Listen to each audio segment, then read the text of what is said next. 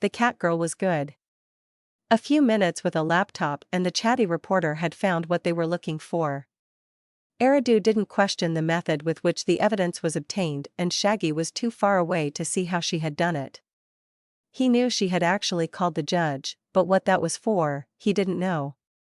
Ruby seemed to delight in not telling him as well. Like she was a cat with a toy only she could play with. With the supposed evidence in hand, they were ready and waiting when the arbiter showed up. Although Shaggy wasn't so ready for the man's winged appearance. The angel-like wings dipped and bobbed as the brunette man in a dark suit stepped into the room. He gave Shaggy a withering look, then moved on to Shaggy's lawyer. With an almost pitying look, the angel opened his mouth. That's when Ruby shouted in astonishment. Ruby carried on with a myriad of questions aimed at the arbiter. Her 2 cameras circling the room and getting every angle. Mr. Eridu tried to calm the cat girl down, but she ignored him as she circled the angel. Shaggy rolled his eyes and tried to get her attention. Ruby! Stop! Down, girl! Ruby froze at his words and glared at him. I'm not a disobedient pet. Could have fooled me. The angel said. Madam, I am an official arbiter of the state of Texas, and I am here to check the validity of charges of malfeasance against a judge. If you have nothing to do with that, I suggest you vacate the premises immediately. Oh, I ain't going anywhere. I'm the one that got the evidence. The arbiter turned his golden eyes upon the cat girl. But Ruby met his steely gaze with her own. Shaggy coughed to get the attention of the room. Ahem, Ms. Shroud has obtained evidence of judge tampering by the HLO. I would like the arbiter to check its validity and then dismiss the HLO's entire case against me.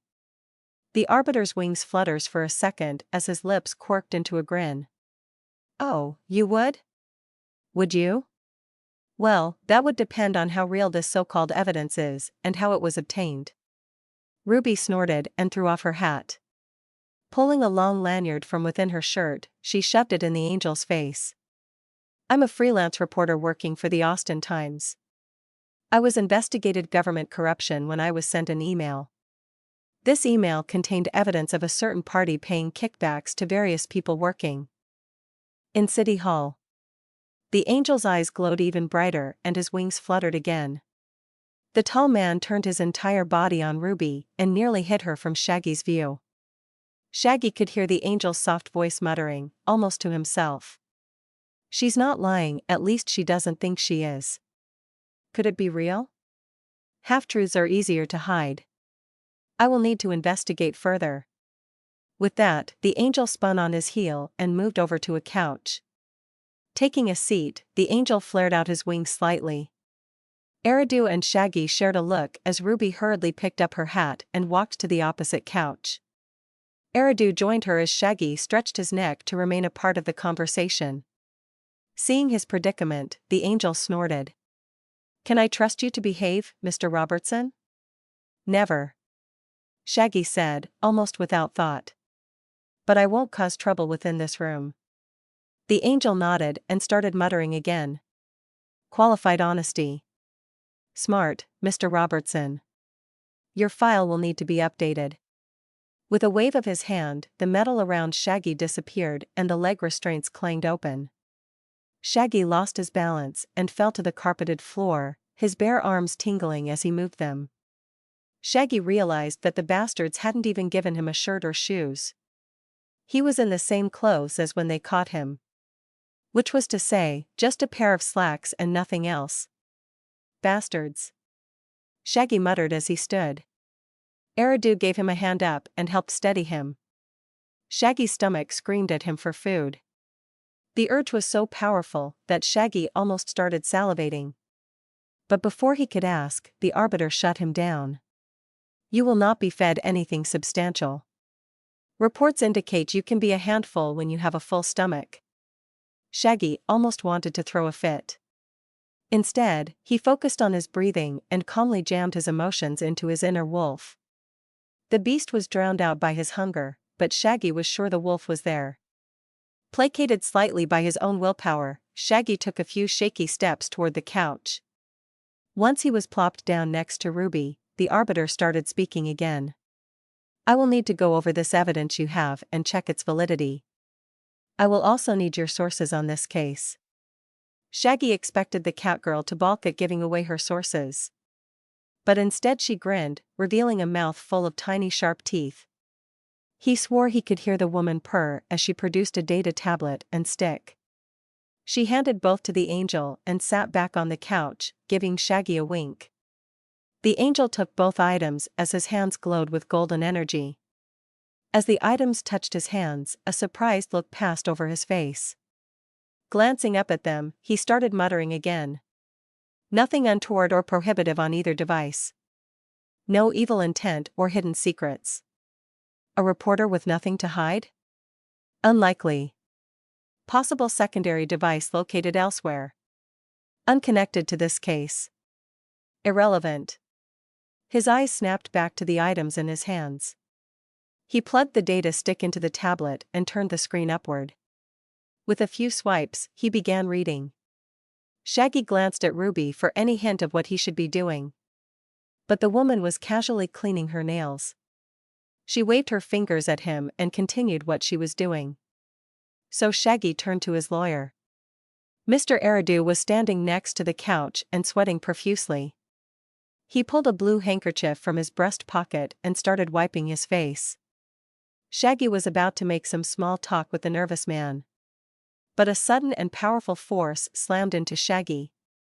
His body was buried in the couch and he tried to turn toward the force. But he could barely move as a bright yellow light almost burned his skin. Beside him, he could hear Ruby hissing against the pain of the attack. As suddenly as it came, the attack stopped and Shaggy and Ruby spun to look at the opposing couch. The arbiter was still there, but now two more angels had shown up. One was whispering in the arbiter's ear as the other had his hand on the arbiter's chin, forcing it upward. A golden light was visibly shooting from the arbiter's eyes and it was scorching the ceiling. Both angels ignored Shaggy and Ruby as they manhandled their comrade. What the foo argh? Shaggy tried to curse, but a loud screeching pierced his ears. He tried to swear again, but the noise came back, slamming into his brain. Cease your malediction, peasant.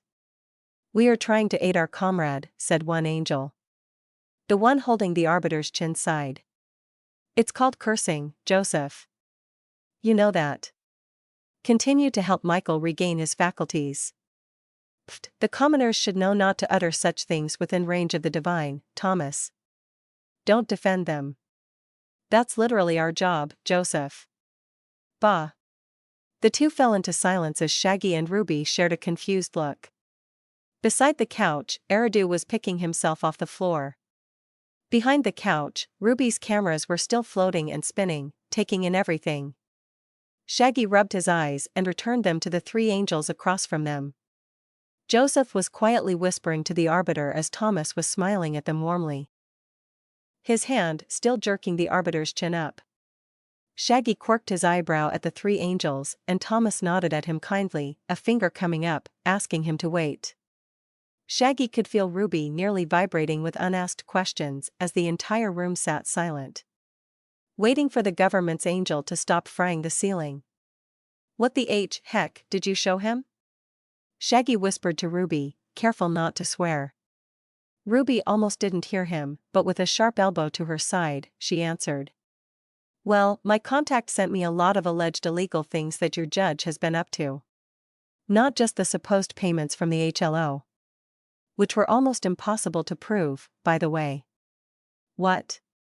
Whatever shell company the HLO is using is either fantastic or they are legitimately not involved. But someone paid a large amount of credits to get your case expedited. I thought that was normal. Getting a case expedited is. But paying to ensure it isn't.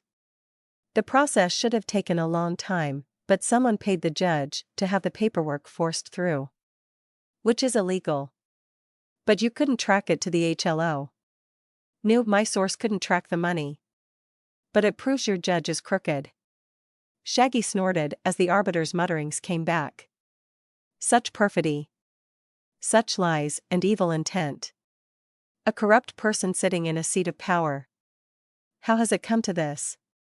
Oh boy, said Thomas. Joseph, what have you been telling Michael? How wasn't he ready for the realm of mortals? Joseph snorted. No angel could ever truly be ready for this den of sin. Joseph. His powers flared up automatically at the sight of such evil. He controlled himself when a champion of the one of primals sat across from him. But one look into the dirty laundry of a judge and he snaps. What the fudge, Joseph? Primals? Ruby whispered into Shaggy's ear. Not now. Shaggy hissed back. There's no need for such language, Thomas. I can see that more training is required. The arbiter's eyes finally stopped burning the ceiling and, with a twist of his hand, Joseph put out the smoking ceiling. Shaggy opened his mouth to ask a question. But Michael, the arbiter, shouted. Out. I throw this entire case out. Such treachery and evil shall not be rewarded with a seat at the table of justice. This entire system must be cleansed. Holy sharghshhhh. Eridu said, before a loud screeching interrupted his words. Shaggy and Ruby covered their ears against the noise as the lawyer tumbled to the floor again. Thomas and Joseph glared at each other. As one, the pair of angels turned to Shaggy and Ruby. Their golden eyes scanning them. Shaggy thought he saw a bit of anger behind Joseph's eyes, but it was gone in an instant. After a few moments of silence, a harsh knocking came from the room's door. Unbidden, several suited men walked into the room and glared. Shaggy spotted an alien that looked somewhat like Mr. White. His pale skin and black veins were harsh against his gray suit. But the alien was slightly shorter and a little pudgier than Mr. White. However, the look he gave Shaggy was almost exactly the same as the HLO's attack dog. Ah, arbiters. Perhaps you can inform us as to why our case was just thrown out? Perfidy. Treachery of the highest degree. Shouted Michael. Thomas and Joseph winced as the HLO's lawyers took several steps back. After a quick, hushed conversation, Joseph gripped Michael's shoulder and vanished from the room. No burst of air or show of magic. They were just suddenly gone. Thomas addressed the room as he moved around the couch. The defendant and his lawyer brought forth compelling evidence that the judge for this case had been tampered with. Oh, said the alien HLO lawyer. Do they know who did the tampering? Thomas shook his head. But then, with his eyes glowing, he asked. Do you? No, I dash. Lie. Thomas interrupted. Well, I mean that I've heard some rumors, but. Lie. The lawyer squirmed as Thomas advanced on them. Each one failed to meet the angel's glowing eyes until he got to the pale devil-looking lawyer. Mr. White's pudgy clone merely grinned up into the angel's eyes until Thomas looked away. With a sigh, the angel spoke to the room. It has become clear to the Arbitration Council that something untoward has occurred in the House of Justice. We will be investigating this carefully. Until then, this case shall be halted and resumed at a later date. The defendant, Shaggy Robertson, shall be released on bail with the agreement that he shall return once the HLO is ready to make their case. Agreed? Oh sure, I can, Shaggy said. Lie. Thomas yelled, sounding annoyed. Shaggy sighed and looked up into the golden eyes of the angel. Everything in his body was straining at him to truthfully tell the angel that he had no intention of ever coming back to court. But he bit his tongue and tried to think. As the angel Thomas loomed over him, Shaggy could see the smarmy pale lawyer grinning at him. Shaggy grimaced and made another gamble. I swear that if the HLO ever has an honest case against me, I will happily appear in court. Thomas's eyes stopped glowing, and a small smirk pulled at the corners of his mouth. Qualified truth. Sneaky, Mr. Robertson. I can see why one of the primals chose you. But be careful, their stench will call others to you. Others you ought not mess with. Shaggy blankly stared at the angel until Thomas spun back to the prosecution. The pale, devil-looking lawyer was grimacing as the rest of his retinue shied away from the angel's gaze.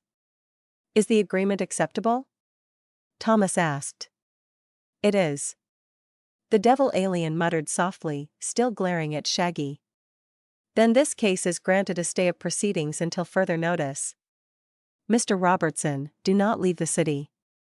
If you do, you shall be charged with evading arrest. Understood? Shaggy chuckled. He, don't worry about that, Tom. I ain't going anywhere. Shaggy eyes scanned over the prosecution. While they still didn't want to meet the angel's eyes, they all glared daggers at Shaggy. But the moment was broken as Mr. Eridu shouted. Yahoo! I won my first case. Shaggy scratched at his arm as he waited for Ruby to return. He was seated on the outer patio of a small eatery. The place had a no shoes, no shirt, no service rule. But Shaggy convinced them to let him hang around. The fact that the place was damn near deserted probably helped, too. It was 3 blocks away from Shaggy's neighborhood, but it still suffered from the HLO's interference.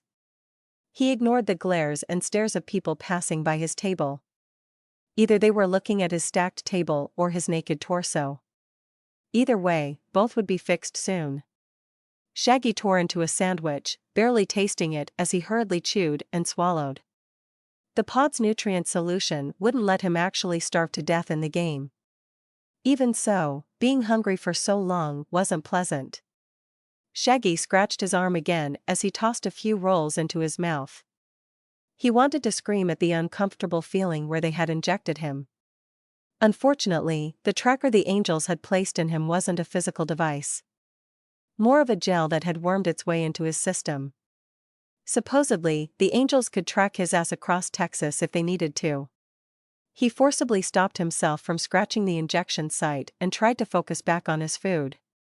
Ever since he first sat down, his inner wolf had gone nuts with hunger, making him devour everything put in front of him. Shaggy had initially agreed with the beast. Going so long without food was annoying, mostly because of how it fueled his regeneration. But now it was almost like a macabre display of gastronomic prowess. People and staff walked by with faces of equal parts horror and fascination. Shaggy, himself, wondered how long he had been at it. Ruby had left almost as soon as he sat down. But the precocious player wasn't back yet. How hard was it to find one deli in a sea of broken-down shops and abandoned buildings? He had even sent a mental call to his pack, but still nothing. Shaggy swallowed whatever was in his mouth. He wasn't even sure what he was eating anymore. He so wanted to just rush back to the deli and tell everyone what had happened. But with him being tracked by a race of angels, it was better not to.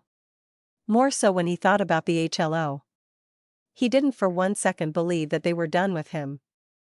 Which suited him just fine. He wasn't done with them either. "Excuse me," a silky voice said from next to him.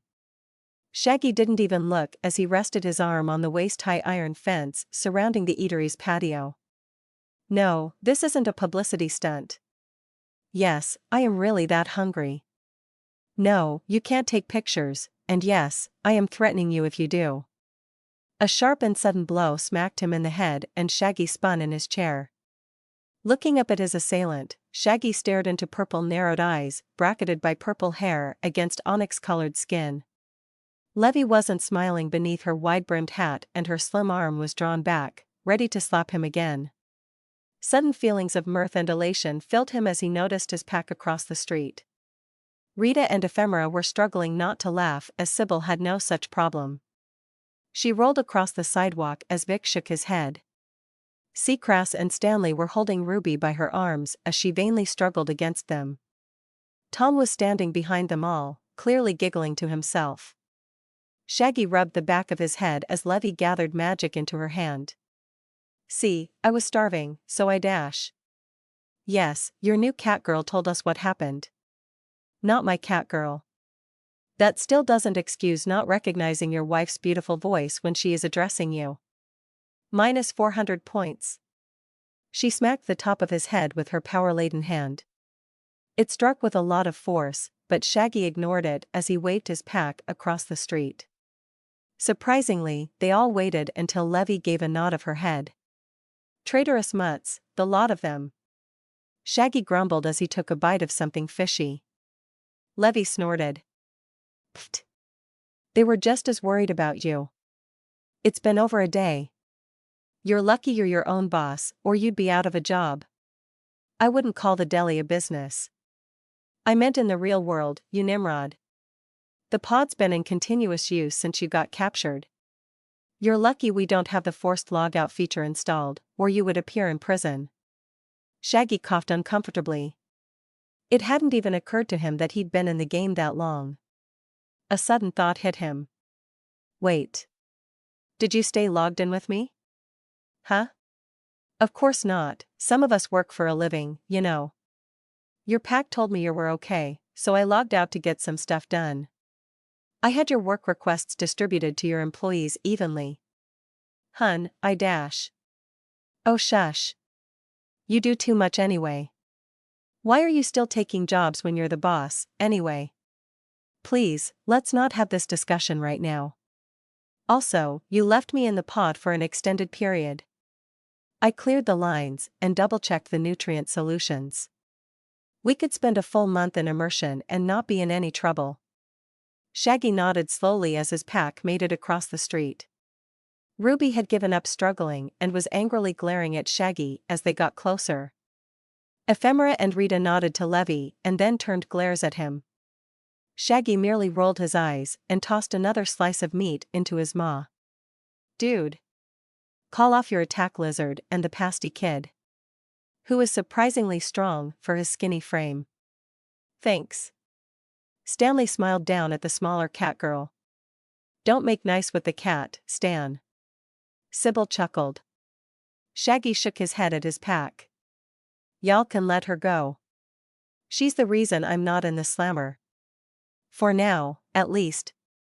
Levy was about to ask a question when the restaurant's head chef came running out onto the patio. He glanced between Shaggy and his pack of people, then shook his head violently.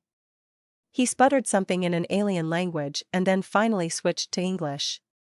No. You are not eating me out of house and home today. I thank you for your money. But I already need to restock several things. I am not feeding your whole family. Shaggy nodded slowly as he looked at his table. Food and empty plates filled the small round table, but Shaggy could still feel his wolf growl. Hungrily. Throwing another slice of meat into his mouth, Shaggy stood. That's fair. But where do you get your meat, if I may ask? The chef stared at him uncomprehendingly. What dash? I eat the Drunalofu ranchers outside of town. They don't just have Drunalofu, so that gives us a great rate with bulk orders. Although getting anything these days is a pain in the ass. Shaggy waved Vic and Tom closer to the fence. He started handing them meat as he spoke to the chef. Don't I know it? Now, where would these Drufalump ranchers be, exactly? The chef stood a little straighter as Vic and Tom ate some of the meat and passed the rest on to the pack. Levy was watching the conversation like a hawk. But Shaggy could see her mind working in the same direction as his. But something like worry danced around behind his wife's eyes. Why do you want to know? The alien chef asked. Well, I own a deli not too far from here and was wondering where I could get some meat from. Like you said, it's getting trickery these days. You're a business owner? Shaggy stared down at his bare chest and feet. Yeah, well, it's been an off day. But as you can see, my friends and my wife are here to pick me up. So it is getting better. With a grunt of exasperation, the chef spun on his heel and went back inside. Before he made it through the door, he called for Shaggy to give him a minute. Shaggy grinned and turned to his pack, who were now openly scarfing up his table of food. Ruby had been released and stared at the pack with a mixture of awe and disgust. Levy, however, was biting her lip nervously. What's up? Shaggy asked. Levy adjusted her hat idly. The deli is in trouble. None of our paperwork has gone through and it's being investigated by the city. Something about harboring known fugitives. I don't know if getting meat should be our top priority right now.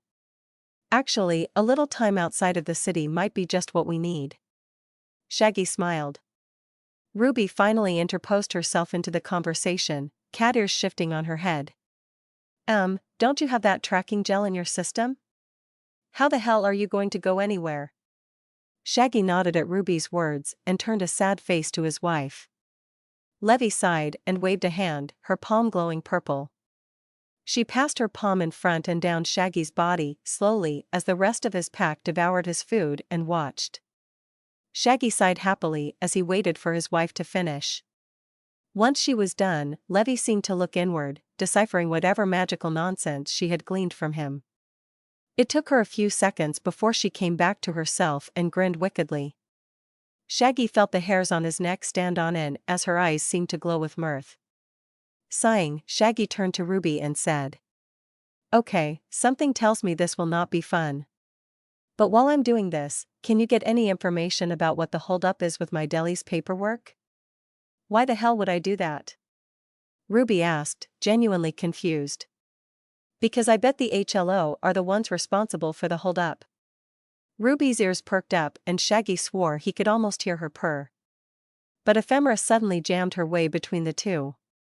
She looked peeved even as she chewed through a meat and cheese sandwich. "Boss. I'm the head of information gathering. Why the hell would you give it to this cat?" Shaggy rubbed his face. "I thought you didn't want the job? Besides, I'm going to be heading out of the city for a bit, and I will bet my pack is not going to let me go alone, right?" Rita grunted something in the affirmative as Ephemera seemed torn. Shaggy patted the slim woman's shoulder. "Weren't you training Tone for this? We can have her work with him." "Oh, no no no." Ruby interrupted. "This cat works alone. You know my rates, Shaggy. Make sure the credits are deposited and I'll get you your info. Even if it's in the HLO's own servers. But you and your dogs can stay out. Let Mama Cat work." Ruby grinned as she threw a smile at Shaggy's pack, most of whom growled and her angrily. The cat girl was walking away when Shaggy thought of something else. "Hey! Where are the clothes you were supposed to bring me?" Shaggy looked at his pack. But most of them wouldn't meet his eyes. Rita and Ephemera gave him sly grins, but Levy looked almost smug. She brushed non-existent dust from her sleeves as she pulled herself to her full height. In a tone full of mock seriousness, she said, "For your idiocy, we have decreed that you shall do the walk of shame as you are." Shaggy rolled his eyes. "For how long?" "I can't go back to the deli. Not with this tracking gel inside me." "Nanites," Levy corrected. "They were a series of microbial nanites. I can't extract them with magic and they are shielded. But I think we can find some way to overcome that shielding. Normally, they would pass. But I figured we needed to do this the fast way." Shaggy sighed. "And how much is this going to hurt me?" "It's going to sting, love. But I'm sure you've experienced worse." "Do we know if Boss is going to trigger some kind of alarm if he dumps the nanites?" Sybil asked. Levy shrugged her shoulders. "We'll deal with that when it comes. For now, we need to hurry. We've got meat to buy and a business to run. So let's hop to." Shaggy rolled his eyes and hopped the small fence, his pack moving to make space. After some quick shuffling of personal and a rousing game of rock, paper, scissors, it was decided that Ephemera, Rita, Stanley, and Tom were coming with them. Sybil, Vic and Seacrass would head back to the deli and play defense. He could feel his pack's displeasure. But Shaggy wasn't going to be walking around in a large group of werewolves. At least not in broad daylight. After coming to an agreement and getting directions from the restaurant owner, Shaggy and his group started walking. Levy had plans for Shaggy's nanites, but she wasn't sharing them just yet. He figured it was going to be burning or shocking the things out of his system. Neither of which he looked forward to. So Levy said leadingly as they walked. "So?" Shaggy asked, confused, ignoring the stares his appearance got. "So where did you pick up the cat girl?" Shaggy rolled his eyes. The forums. Levy glanced at him, searching his face for a lie. When she didn't find any, she started laughing. Shaggy ignored her as he explained the series of events that led to his temporary release. Levy snorted and giggled, but stayed quiet enough to listen. Once he was done, she had stopped laughing. Man, these HLO pricks are tenacious. I wonder what would happen if we torched their headquarters. Mass hysteria, government action, possible corporate hit squads. I don't think hiding in Undertown would be enough. Levy nodded, clearly still imagining burning down the HLO. But suddenly she pulled to a stop. Their entire group halting in the middle of the sidewalk. Levy turned and waved a hand at the small space between two buildings. Shaggy followed her gesture and gulped. Shaggy rolled down his window and waved some of the smoke out of it. He didn't know if he was just imagining it. But he was sure his skin was still burning from his quick jaunt with the power generator.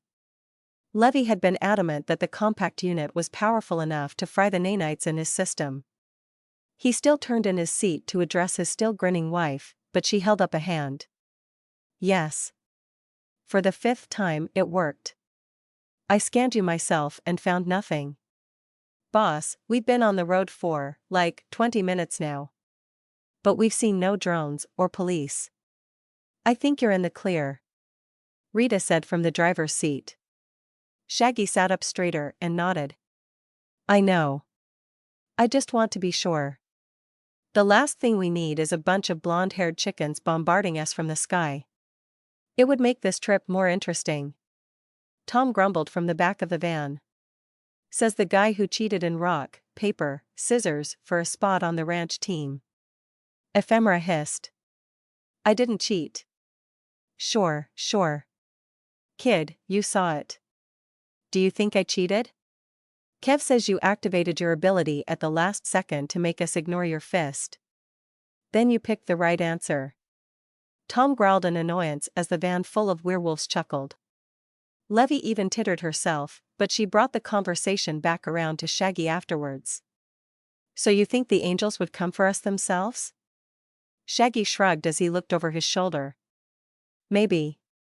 I didn't get the sense that they were real ingratiated with the local government. They are a force the city can call on, though. At least they are more forthright than the HLO, though. Yeah, boss, Ephemera said from next to Levy. How are we going to handle these HLO assholes? They've got the neighborhood in a stranglehold and we can barely flail against them. I mean, their patrols aren't too bad, but they got us bogged down in paperwork. That's where Ruby comes in.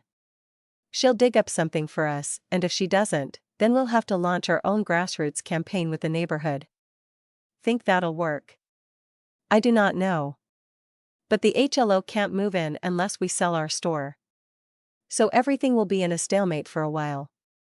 In the meantime, we can do other things to help the businesses. Speaking of, how's yours going, love? Levy sighed. It's mostly in the building out stage. But with us trying to do things above board, I've had to wait for various permits and licenses to come through. Buying the land is taking way too long. I've already got Frank working, though. Will the city say anything? Levy smiled and threw up her hands. Who knows? It's clear that the HLO is blocking permits for the neighborhood. But unless someone raises a stink, no one notices. So why didn't you raise a stink, mistress? Ephemera asked, grinning at Levy. Because I don't think we want to be more of a target than we are. Especially with my lovely husband getting arrested recently. What about Derek? Stanley asked. That guy from the supermarket? Shaggy slapped his forehead. I almost forgot about him. Lucky for you, we didn't. Stan's been to talk with the junior detective twice now. He and his clandestine cadre of citizens are doing everything they can to stop the HLO. Yeah, but all of their paperwork is being held up as well. Derek was going to go down to the courthouse in person and raise a stink. But I warned him not to go alone. Shaggy nodded. Maybe we should operate separate from Derek's people. At least until we know the flying chickens aren't coming for me. Man, them angels really did a number on you, huh? I just have a heavy respect for a group of people that can come and go like the wind, shoot blast of holy energy, and see lies. It makes me wonder why they aren't the ones in charge, really. Because angels or demons being on this plane can upset the balance of power immensely. They are allowed to step through in small numbers. But if they ever inhabited this plane in greater numbers, we'd all be screwed. Levy explained. If they are so powerful, who allows them to do anything? There is always a bigger fish, dear. Those fish have a vested interest in keeping the status quo. Shaggy thought about it for a few minutes and nodded his head in agreement. Outside his window, the large homes and warehouses were getting further and further apart. The city of Austin wasn't that far behind them, but the landscape was changing drastically. Sparse buildings were giving way to large patches of grass. Did we ever look up what a journalofu was? What the hell kind of meat are we buying, anyway? It sounds alien. Tom said unhelpfully. Levy nodded. It probably is. There are strict restrictions on magical meat. Chance for an illegal market? Shaggy asked. I've got my pixie looking into it. But I think so. Is that safe? Ephemera asked, sounding legitimately worried. I mean, she is a magical creature, right?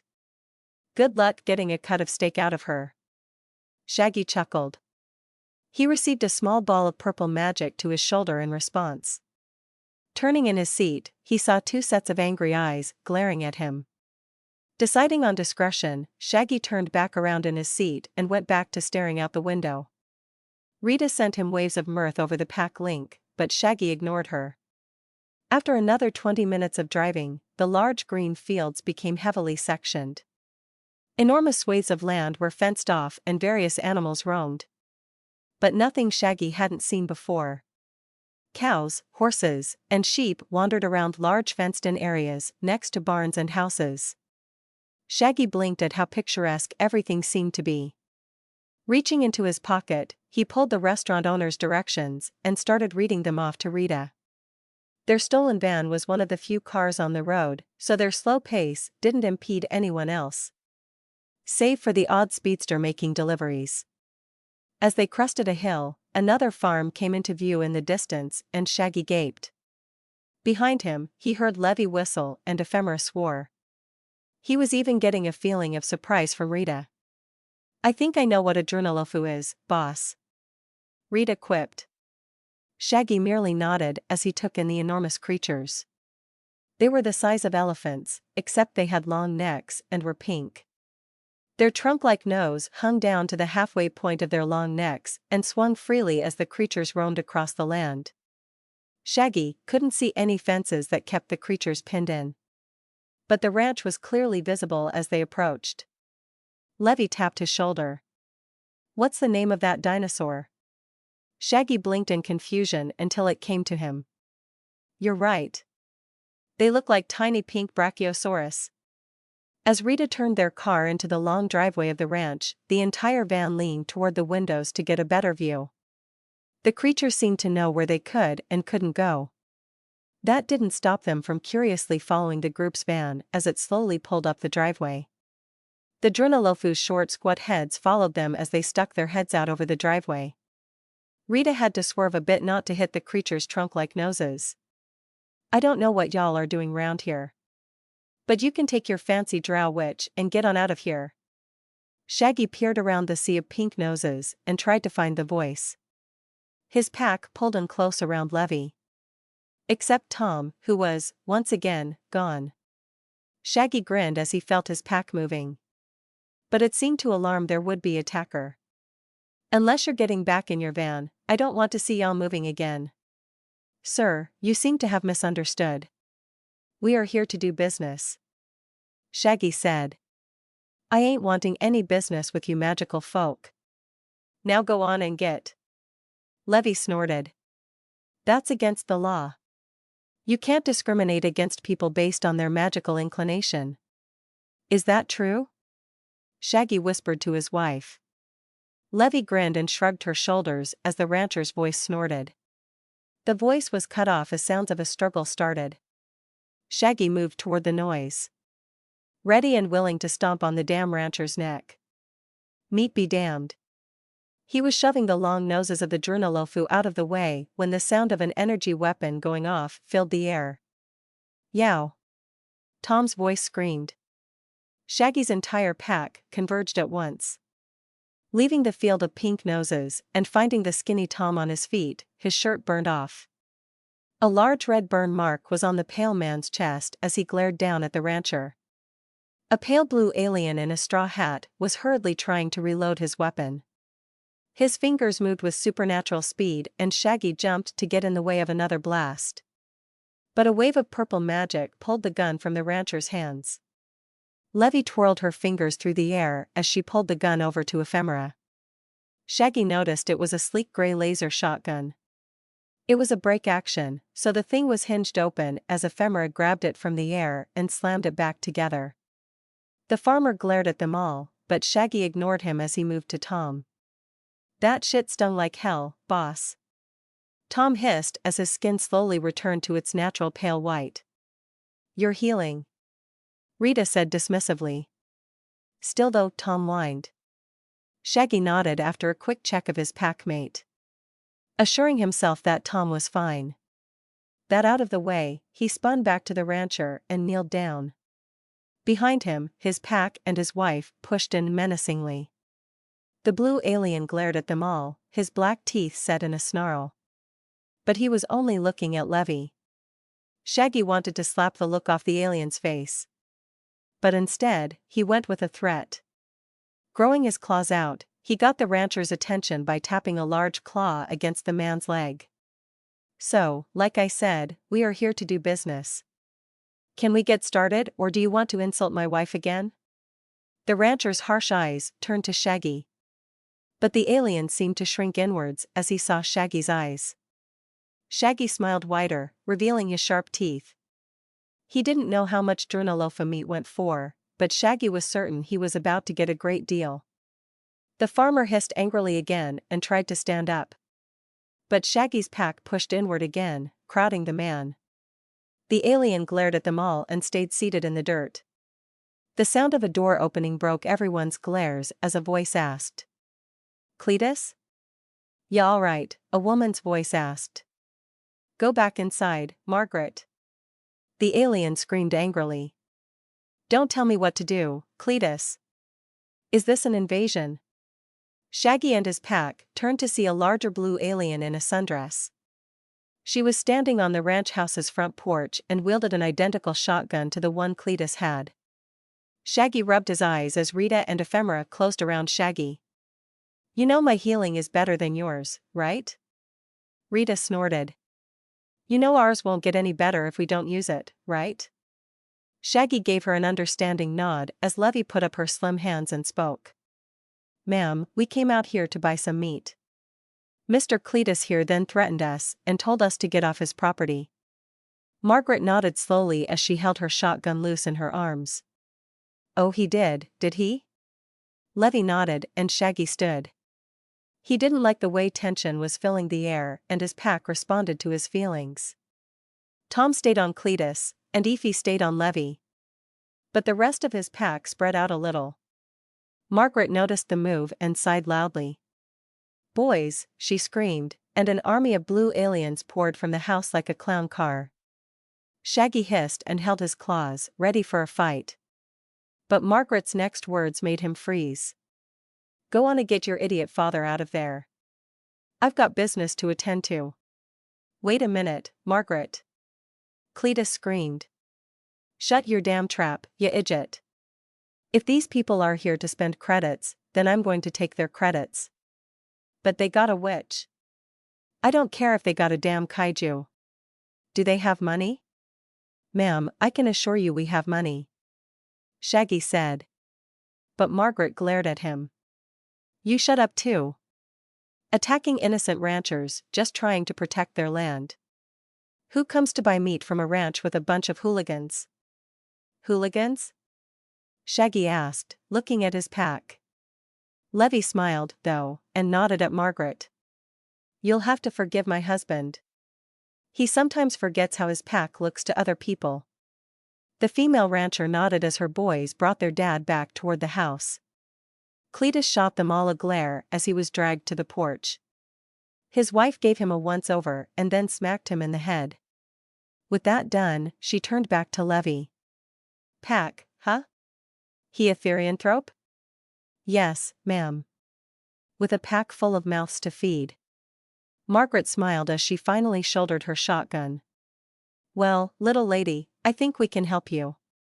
Levy and Margaret smiled at each other across the open dirt yard. Shaggy scratched the back of his head and looked at Stanley.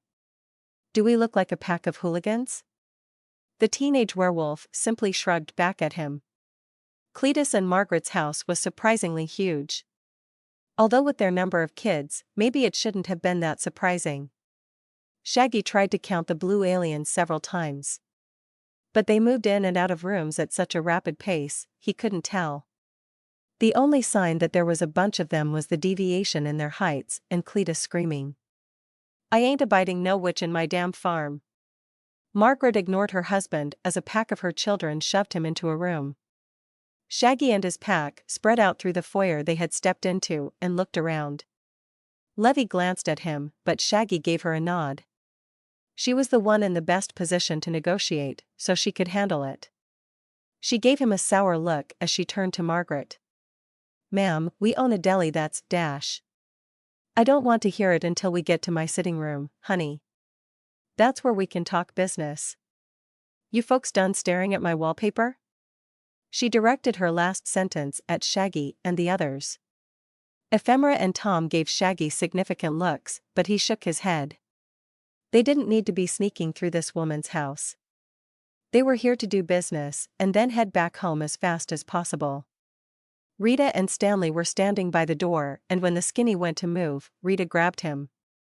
The kid and I will stay here, boss. We'll watch the door. Stanley looked annoyed, but nodded along as Shaggy looked to Margaret. The alien woman scowled, but eventually she shrugged her shoulders as if to say whatever. Shaggy gave them the go-ahead and followed Levy and Margaret further into the house. Tom and Effie on his heels. They didn't go far into the home's hallway before Margaret turned into another room. It was a large square room with a large bay window facing the front of the house. One long couch sat facing the window while two armchairs sat opposite. A large coffee table sat between the chairs, a steaming pot of coffee on a silver tray next to some cookies and cups. Margaret waved from them to take the couch and Levy and Shaggy sat. Tom tried to sit too, but Ephemera grabbed him and dragged him behind the couch. The pair stood there like a pair of guards, drawing Margaret's eyes. Eventually, the alien rancher snorted and started pouring herself a glass of coffee. Levy and Shaggy waited silently as two more aliens walked into the room and stood behind their mother. With their smooth skin and enormous eyes, Shaggy couldn't place either of the aliens' ages. Margaret noted Shaggy's gaze and waved a hand up at the two aliens. These are my two eldest boys, Jacob and John Boy. Normally, they are supposed to be helping their father with the cattle. But today it looks like we are selling, right? Levy nodded back after a brief hello to the two boys. Yes, ma'am. As I was saying, we own a deli and need a steady supply of meat. We've tried going through wholesalers, but this seemed more expedient. And you won't have to pay the middleman. Margaret snorted. Levy simply shrugged her shoulders as Shaggy eyed the cookies. He wasn't starving, but one should never turn down a plate of cookies. He was reaching for one when one of Margaret's sons spoke up. Ma, we shouldn't do business with witches. Them magic folk are tricky. The other young alien slapped his brother as Margaret turned in her seat. John Boy, if you're going to spout your father's nonsense, you can join him downstairs. Is that what you want? No, Mama. Then shut your damn mouth and pay attention. She turned back to Levy with a smile as Shaggy munched on a cookie. I'm sorry about them. My boys are normally smarter than that. But their father's influence stretches far. I understand, Levy smiled. So, can we do business? That depends on what kind of meat your deli is looking to sell. We need that drunalofa meat for sure. Shaggy spoke around a mouthful of cookies. Levy slapped his leg hard and apologized. Excuse him. His nature gets the better of him sometimes. Humph. Husbands. Margaret smiled. Exactly. Although he is quite right. We need enough drunalofu for a month and the best selection of meat you have on top of that. Do you have the space for that? Margaret's black eyebrow crawled up her forehead. Levy smiled. We'll manage. We have a pack of werewolves to feed after all. Both of Margaret's boys flinched as their eyes bounced between Shaggy, Tom, and Ephemera. But their mother merely nodded, understanding. So this will be a standing order. Also, one we are making in bulk. Levy added. Margaret nodded understandingly and seemed to fall into thought. Shaggy felt a pull on his mental link and felt hunger coming from over his shoulder. With a sigh, he reached down and grabbed another cookie. Without looking, he threw it back to where Ephemera was standing. A cheerful hum and a soft crunching sound filled the room as Margaret shot him another dirty look. We mostly deal in drunalofu here, but we have a few other animals. Moon chickens, bladebirds, hell heifers, and a pair of phantom goats. Shaggy blinked as he tried to work out what each of those meats would taste like. He imagined a hell heifer would be spicy for some reason. But moon chickens and bladebirds confused him. Not to mention phantom goats. I'm sorry, but what is a phantom goat? Levy asked. Margaret snorted. Right now, they are a pain in my ass. My husband bought them from some summoner type. But Cletus didn't do his due diligence and bought them anyway. It's why he's a little salty around magic folks right now. Pa was tricked. John Boy groused. John Boy. Your father has been a rancher since he was a boy. He should have known better. But instead he fell for a pleasant set of legs and a pair of tits. So now we are stuck with goats that eat, but produce nothing.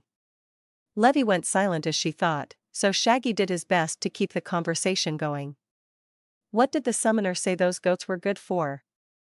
Margaret snapped her large eyes to him. The normal goat products. Meat, milk, fur, and the like. But these goats produce none of that. They both have the silkiest fur and they look nice and plump, ready for the slaughter. But they don't reproduce, and anything we hit them with just phases right through them. They're like a pair of ghosts. Jacob said with a shiver. Levy snapped to attention at the words. She tried to school her features and relax her posture. But Shaggy didn't think Margaret or her sons were buying it. She tried to put on a subtle smile, but Margaret cut her off before she could say anything. If you have a way to help, we can talk about discounts after you've done it. Levy pouted and turned to Shaggy. But all he could do was shrug. Hey, you're the magic expert. I just hit shit when things get tough. What kind of deli owner are you? John Boy asked. Shaggy merely smiled as he waved for his wife to explain. Levy smirked and waved a hand in the air. Purple magic swirled around her hand and Shaggy saw John Boy and Jacob tense up. Both boys reached behind their backs and Shaggy got ready to throw himself in front of Levy. But Levy's magic quickly coalesced into the shape of a purple goat. Is this what the goats look like? Margaret studied the image for a full 10 seconds before she nodded slowly. Yes, except the male one has horns. Which I expect is normal? Levy jumped to her feet and moved to grab Margaret. John Boy and Jacob pulled slim-looking revolvers from behind their back and aimed at Levy. Shaggy was up and over between the guns and his wife before Margaret had even cleared his chair. He heard the sound of a gun echo in his ears as he felt pressure in his lower stomach. Looking down, he saw the flattened metal bullet fall to the floor. John Boy was shaking as his gun barrel smoked. Jacob was staring open-mouthed at Shaggy, who was completely fine. Well, except for the hole in his shirt. He growled under his breath, the sound making Jacob and John Boy tense up again. Behind him, he heard Levy quickly explaining things to Margaret. I'm sorry, but I need to see the goats right now. It's important. Margaret blinked as she looked between Shaggy and Levy. Shaggy spun to present his injury-free stomach. The rancher scowled and muttered something about anti-lycanthrope ammo. Shaggy wanted to ask about that, but Margaret wrenched her arm away from Levy and stood. I expect you to explain as we walk. John boy, go join your father. But Mama dash. Go John boy. The lanky blue alien boy stomped off angrily. Margaret turned to look at the rest of Shaggy's pack. Tom and Ephemera had stepped around the couch and were eating cookies. Levy was rapidly nodding acceptance at Margaret's words. Shaggy, meanwhile, was trying really hard not to complain about his shirt as he calmed down Stanley and Rita through his link. Margaret hurried to the door to the sitting room too, Levy following closely. But she paused at the door. Thank you for not hurting my boys. Shaggy shrugged. And piss my wife off? No, thank you. Margaret grinned and looked to Levy. At least he's smarter than my husband. He has his moments. Hey, are we going to look at goats or pick on the werewolf? Shaggy griped. Levy and Margaret laughed as they rushed out the door. Shaggy waved at his two pack mates as he walked toward the door. Behind him, Jacob was just getting himself under control. He was staring down at his gun and then back up at Shaggy. Noticing he was alone in a room with 3 werewolves, the boy rushed ahead of them and practically ran away. Shaggy heard Ephemera chuckling through a mouthful of cookies as they walked out of the room and back to the front door. It wasn't hard following the thudding footsteps of Jacob as they left the house and crossed the large yard. Levy and Margaret were heading to a barn at the far end of the property, but Shaggy paused to give a nod to Stanley and Rita. Both of his pack mates looked him over. Rita raised an eyebrow at the hole in his shirt and sighed loudly. She looked at Ephemera, who was wiping cookie crumbs off her chin. Sighing loudly, Rita merely shook her head as she joined them. Stanley fell in line behind them. Shaggy took in the other buildings as they walked. Margaret and Cletus had a fairly large ranch, all things told. 2 barns, what Shaggy assumed was a stable, a couple of silos, and some chicken coops. He even spotted a fair few animals rover around the large yard beyond the stables. He even spotted what he thought was a hell heifer. At least he hoped the on-fire behemoth with 2 large black and red glowing horns was the hell heifer. Otherwise, they were all in trouble. They made it to the second barn in time to see Levy muttering a spell. Her eyes were rolling back in her head as a silvery blue goat tried to get away from her. But a purple circle on the ground, covered in glyphs and runes, prevented the goat from getting far away. It batted its black horns against the air ineffectually as Margaret grimaced nearby. Shaggy walked over to the rancher. So what's going on? Margaret glanced at him and then at his pack. For the first time, Shaggy realized Jacob was standing back near the barn door. The boy hadn't been there when they entered. But he didn't have enough time to process why that would be before the goat started screaming. Everyone winced as the noise echoed through the large barn. Get ready! Levy cried.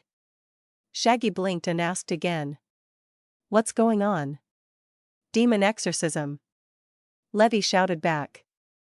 Shit. Shaggy swore as the horned goat inflated to impossible proportions.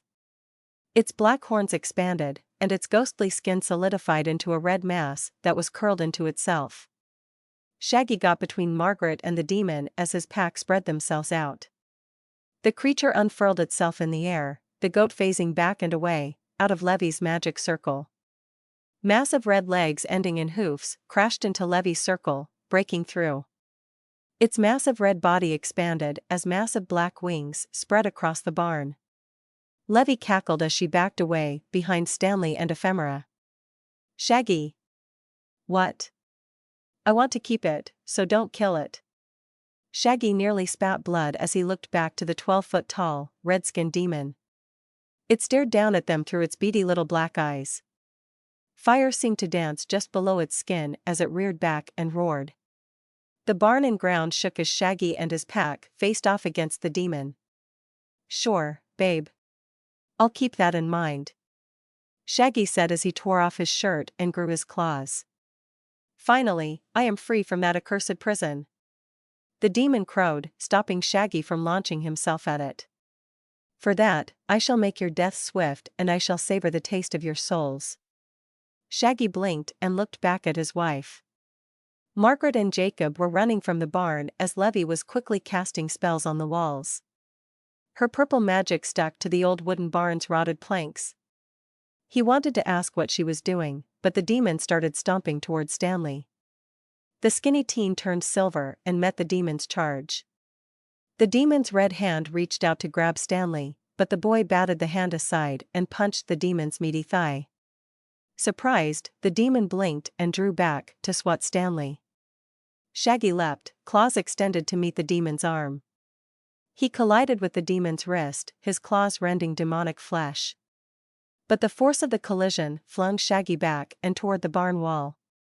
His heavy body met rotten wood, and the barn wall exploded in chunks of wood. Shaggy was tossed clear of the building and rolled to a stop in the dirt next to the stables. He blew out a breath as he waited for his arm and leg to heal, the blow bending both at odd angles. He could hear the raised shouts and voices of his pack and wife as they fought the demon while he waited. Once his leg had set, Shaggy quickly dusted himself off and got to his feet, charging back toward the barn. As he went, he noticed a purple shimmer surrounding the entire building. Shaggy knew his wife was up to something as he passed through the hole in the wall and saw the fight. Stanley was wrapped around one of the demon's arms, forcefully pulling the enormous creature downward. Rita's sword had pierced the demon's palm, and she was using it as a lever to yank the beats toward her. It took Shaggy a moment to find Tom, but he finally spotted the man on the demon's back, knife raised to gouge out an eye. As Tom's knife fell and the demon cried in pain, Levy's voice rose over it. Pull him down. I need him on the floor. Yeah? Then how about you, Hell Irk? Rita said before she was lifted off her feet and kicked away. The older woman tumbled through several shelves of tools before she stopped. The red demon was reaching back toward Tom as Shaggy leapt at him again. This time aiming for the thing's broad chest. Shaggy claws sank deep into the demon's squishy chest and the demon barely glanced down at him. But their combined weight put the beast off its footing. Tom jumped away as they tilted dangerously, Stanley doing his best to pull the demon to the ground. Legs. Break the damn thing's legs. Shaggy shouted as he wrenched a claw out and jabbed it back in. The demon got his balance in time to slug Stanley in the side of the head and make a grab for Shaggy. He tried to dodge the grab, but the demon's hand was bigger than he thought and Shaggy found himself in the thing's massive fist. As the demon glared down at him, Shaggy felt his pack pulling themselves together for another attack. But with the way the demon was squeezing him, he had his own problems. The demon gripped Shaggy tightly, surprised that the force he was using wasn't enough to break the small creature in his hand. Before the demon could apply any more pressure, Shaggy tried to focus inward again, feeding the beast within with his emotions as pain blossomed in his chest. The pain quickly lessened as Shaggy's size and power increased. The demon's hand sprang open as Shaggy exerted all his strength against his prison. Crack. A loud snapping sound came from the demon's leg as Shaggy glanced down. Stanley had delivered a hammer fist to the thing's knee, bending it backward. The demon roared again and tittered again. Shaggy launched himself into the beast's waist and tried to pull his remaining leg up off the ground. The demon flailed wildly as Shaggy tried to push it over, but it was getting its balance back quicker than he expected. It's healing. Stanley cried as Shaggy dug his claws into the demon's thighs. Shaggy was wrapped around the demon's middle as his pack did their best to knock the damn thing over. Stanley was working to break the thing's leg again. Tom was cutting tendons everywhere. Shaggy was wondering where Rita was when he felt a massive paw on his shoulder. Before he could register the action, Rita used his transformed shoulder as a platform as she launched her wolf form at the demon's face. Careful! Levy shouted. Shaggy groaned loudly and even gave an involuntarily aggrieved bark. But Levy was adamant. Just get it on the floor. Please. Feeling his entire pack's annoyance, Shaggy pulled his claws upward. rending the demon's legs as he did. Rita's enormous jaws were wrapped around the side of the demon's head, dragging it onto the floor. Finally, between the four of them, the back of the demon's head finally smacked into the dirt of the barn floor. Shaggy was about to ask what they should do now, when purple chains sprung up from the dirt. The chains wrapped around the demon's arms, leg and neck, wrenching it to the floor and spreading it out. Shaggy backed away as the chains did their work, ordering his pack to do the same. Tom and Stanley jumped back toward Levy as Rita stayed near the thing's head, poised and ready to dart in and bite the demon's face off. Shaggy also stayed close in his man-beast form. But the way the chains were searing the demon's flesh, he figured they were safe. At least for now. He turned to ask Levy some questions, but he found his wife deep in concentration.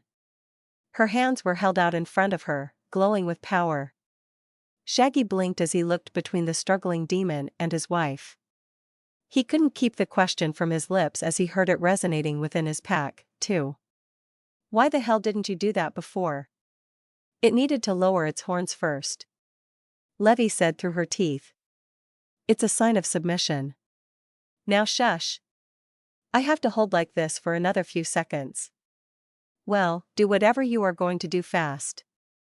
Rita is ready to chew this thing's throat out. Shaggy growled. Levy said nothing as the magic in the room seemed to redouble. The chains clanked harshly, and the demon's struggles grew fiercer. But it was all for naught, as Levy magic swelled around the chains and they slowly began to pull inward. The demon's body was bent in on itself and it struggled and screamed. Its arms were bent into its back and its legs were forced into its stomach. Meanwhile, its head and horns were pulled upward as its pointed black teeth gnashed in anger. Levy stepped forward, hands still outstretched. Her power pulsing through the room. The demon started to say something, but Levy pulled her arms up and the demon was sucked up into a little purple orb of magic. The beach ball-sized orb pulsed once, then shrunk to the size of a baseball. As the ball dropped, Levy caught the orb and wiped her magic away. Its purple glow was gone, replaced with a shiny glass-like hue. Shaggy let his shift go, as Levy started dancing on the spot. Purple glass orb clutched to her chest. Rita also shifted back to human, so Shaggy averted his eyes and stared at his wife as she thrust the orb over her head happily. I caught me a demon. Shaggy nodded slowly as he waited for some added context. Levy, seeing his confusion, held out her purple orb. As a pet. It's mine and will have to obey my commands. So you just enslaved that thing? Rita's voice said from beyond Shaggy's vision. Levy spun around. Yes. But it's okay, 'cause it's a literal demon. The thing eats souls, and kittens. It probably even had a few contracts open, which are now void because of its capture. I wasn't complaining. I just want to know what you plan to do with it. Levy tossed the orb up and caught it. I don't know. It could be a bodyguard or I could drain its power and add it to my own. I mean, the choices are juicy. Would it even listen to you? Shaggy asked. I'd have to maintain control and it would be a constant drain on my willpower. But so long as I am more powerful than it, I should be fine. That thing was pretty powerful. Stanley added, dropping his silver armor and rubbing his face. And it healed like the boss, Tom pointed out. Then maybe I'll drain it. People say that you have a chance to gain one of its powers if you drain a demon dry, Levy giggled. You're a menace. Shaggy shook his head and wiped his hands of the whole mess. A sudden creak behind them made all of them tense up as they turned. The barn door creaked open and Margaret stuck her head in. At first she looked worried, but once she saw everything was all right, her face pinched into anger. But, Mrs. Margaret, we haven't finished our negotiation yet. I assure you my husband can pay for the damages to your barn. Also, now that your demon problem is dealt with, the phantom goats will reproduce. Shaggy blinked, as he had forgotten about the damn goats. He scanned the barn for the small creatures. But he found them idling by the doorway. Not a care in the world. Neither of the goats had horns now, and Shaggy wondered if that was how his wife knew about the demon. A section of the barn's wall fell down and crashed through the ghostly goats, but neither of them registered it.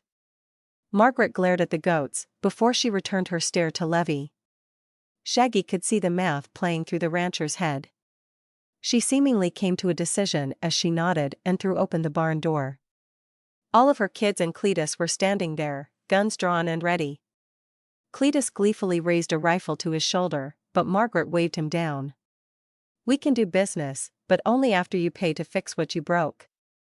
"That's fair," Levy said, pocketing her demon monster. "But we should hurry. Demon incursions are strictly monitored. We may be lucky, 'cause I shielded the barn. But let's not push it. I don't want a bunch of demon hunters rushing this place." "Great. More magic types are going to come round here and spook all my damn chickens." Cletus spat angrily. "There are chickens, Cletus, and they'll be fine. I'm sure these fine folks will pay for any mental strain the chickens come under, also for our discretion." Shaggy grimaced as he tried to remember how many credits he had with the Legion. But Levy happily skipped toward the barn door. "Of course. We would be happy to discuss it. Shall we continue inside?" Levy and Margaret happily started talking as the alien kids dispersed. Shaggy rubbed his face as his pack pulled in clothes. He felt Rita's hand on his shoulder as he watched his wife spending his money. "Marriage is about give and take, boss. You know that." Shaggy sighed. "I do. Are you naked?" "Just from the waist up," Rita said, and Shaggy could hear the smirk in her voice. "Stanley, quit staring and give her your shirt, okay?" Stanley snapped out of his stupor and quickly nodded as, beside him, Tom licked his lips. Shaggy saw a flash of silver and Tom leapt back as Rita's sword embedded into the ground. Shaking his head, Shaggy slowly walked out of the barn, his pack arguing and roughhousing behind him. Shaggy looked up to the sky and blew out a breath as he tried to work out some mental math. But a nagging session on his hands drew his eyes down. The demon's orange blood was still on his hands. Shaggy tilted his head quizzically as the blood seeped into his fingers and palms. A whisper on the wind made him snap his head up, but the sound was gone before he could catch it. Looking back down, Shaggy found that the demon's blood was gone. He checked his body and his pants, but not a drop of the stuff remained. Shaggy's vision was suddenly obscured by a large notification making itself known. "So what's it do?" Levy asked excitedly.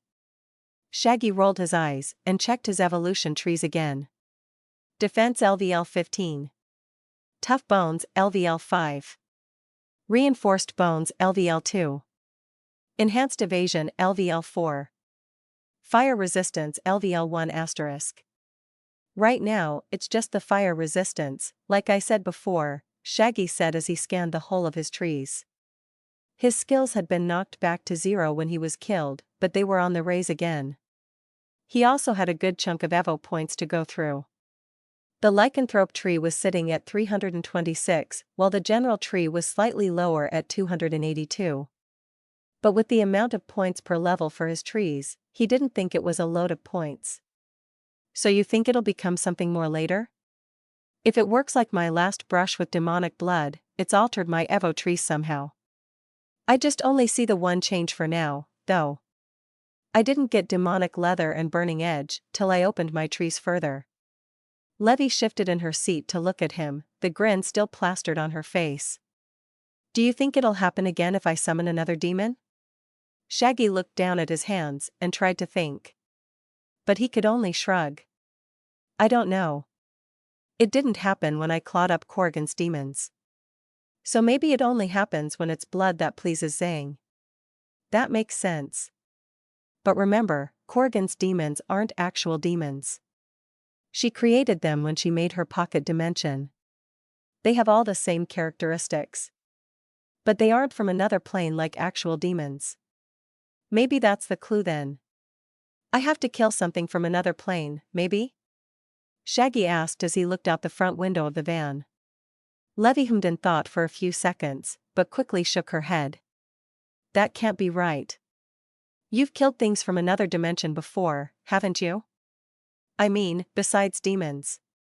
Shaggy racked his brain. Robots, space vampires, other players, hybrid mutants, those douchebags in white armor. He went silent as he kept thinking. The van suddenly jerked roughly to the side, and Levy and Shaggy hurriedly looked out the window. But all that met them was the calm Texas countryside. Shaggy glanced to the front of the van to see the sheepish Stanley's face turning red. Sorry, boss. There was a turtle in the road. Rita, in the passenger seat, snorted as Tom kicked the back of the driver's seat and rolled over. Low snores quickly emanated from Tom's seat and Stanley spun his eyes back to the road. Shaggy rolled his own eyes as his wife giggled next to him on the seat.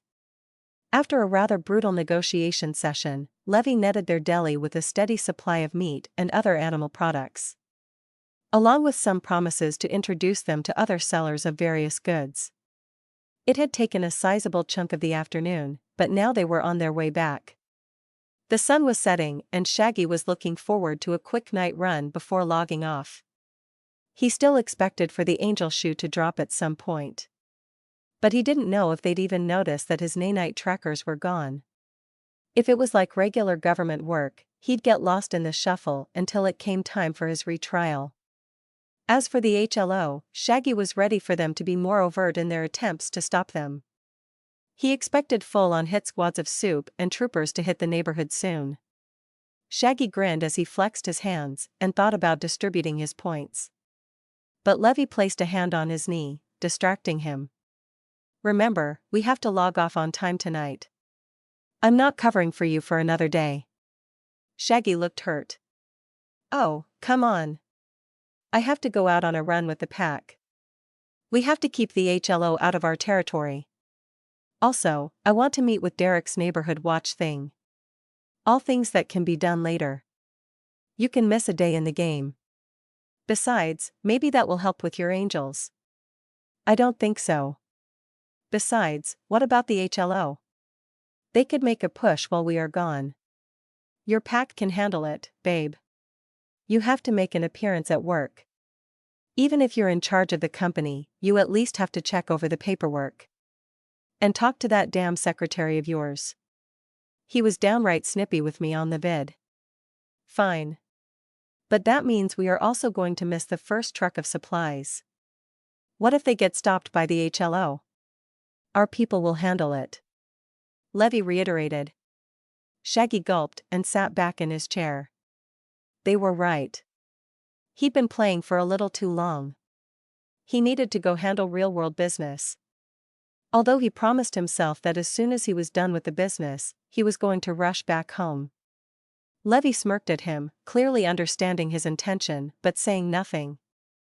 She put her head on his shoulder and sighed wistfully as Shaggy started mentally cataloging things he wanted done in the real world. A lot of his work could be delegated to other parties and, like Levy had said, he didn't need to go on repair jobs. He stayed in his head until they crossed into Austin proper. The rolling plains and warehouses shifted into residential buildings and offices. Gas stations and guiding towers dotted the land as flying cars lit up the darkening sky. Shaggy smirked as he watched a soup in the distance battling a flying bug. Speedster activity also increased as they approached the city. He even spotted a ring of robed mages standing on a driveway around a chalk sigil. He blinked as the sigil glowed, but they were out of the neighborhood before anything happened. Shaggy smiled as Levy adjusted her position. Not our problem. She whispered. You didn't even see anything. I could feel you tense up, love. It's cute to watch you fight your instinct to stick your nose into the beehive. But, seriously, we need to wake up. Shaggy kissed his wife's forehead. I know. It was just a bunch of mages summoning something, anyway. Wouldn't even be a challenge. She returned his kiss and snuggled closer. They were getting closer to downtown, so Shaggy decided to take the time and spend his points. They weren't doing any good sitting there unspent, and Shaggy abhorred point hoarding. With a relaxed sigh, he brought up his lycanthrope tree. Lycanthropy mutation tree. Attack LVL 19. Canines LVL2. Claws LVL15. Demon claws LVL17. Sharpness LVL16. Serrated edge. Convex edge LVL5. Burning edge LVL3. Defense LVL15. Tough bones LVL5.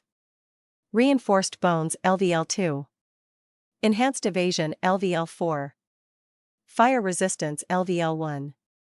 Utility LVL15. Partial transformation LVL13. Limb transformation LVL4. Hybrid form LVL1. Regeneration LVL30. Limb regen LVL3. Pain suppression LVL5. Points 326. Shaggy quickly dumped points into fire resistance, raising it to level 2. Which took 50 points to accomplish. He sighed. It was quite the point hog, but overall, a small price to pay. He briefly wondered if he'd get total immunity at some point and how much that would cost. Shaking off the thought, Shaggy went back to work and spent the rest of his points. He paid the price for increasing the hybrid form, as well as getting his defense and utility tree up to par. He wanted all his base trees to 20 as soon as possible. Then he would see about evolving the rest of his trees. After that was done, he had enough points to shove into partial transformation to get it to level 14. He glanced through the tree quickly as he felt Stanley slow the van down. They were in the city proper now. So Shaggy quickly brought up his general tree. General tree. Toughness LVL32. Thick skin LVL17. Skin resistances LVL5. Skin durability LVL6. Rawhide. Demon leather LVL1. Dermal armor LVL5. Shifting plates LVL5. Defense LVL2. Reflexes LVL25. Quick hands LVL15. Manual dexterity LVL5. Shadowboxing LVL5. Quick feet LVL5. Slide move LVL4. Mind LVL25. Enhanced focus LVL5. Perception manipulation LVL3. Mental defense LVL5. Psychic barrier LVL3. Points 282. Boss? Are we keeping this van? I mean, it's stolen, but it's not the only stolen vehicle we have, right? Shaggy nodded. I'd like to keep it, but we need a place to stash it. Somewhere outside the neighborhood, but still close to the deli. Rita shifted in her seat. I think I know a place. How? She snorted. Pfft.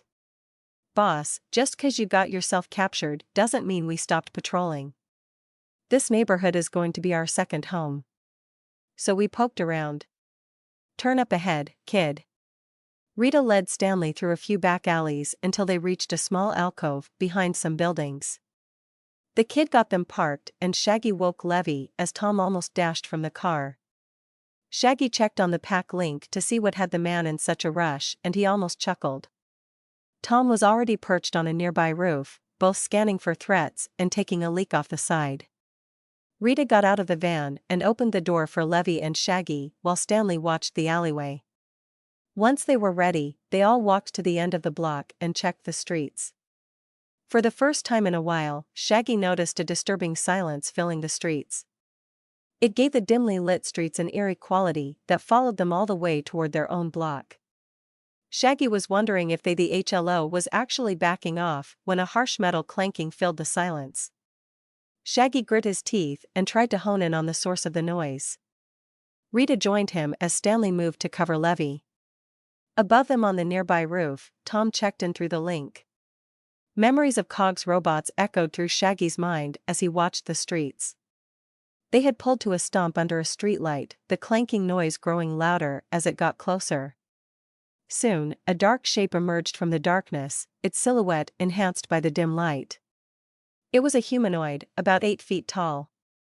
The clanking was coming from the thing's footsteps as it walked toward them slowly. Shaggy thought he saw other small shadows behind the giant, but before he could focus, a mechanical voice split the air. "Halt!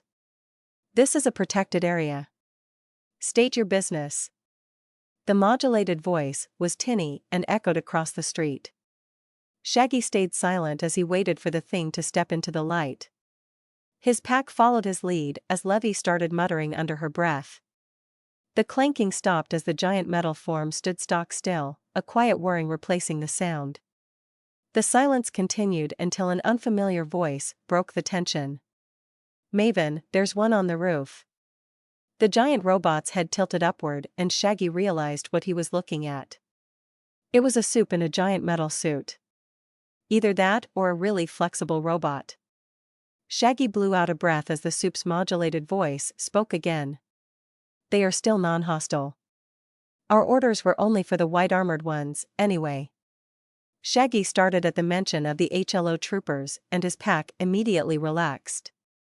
Turning to Stanley, he raised an eyebrow, but the boy merely shrugged. Rita and Tom also did not know who these people were. Taking a chance, Shaggy said, "We own a deli. Just down the road.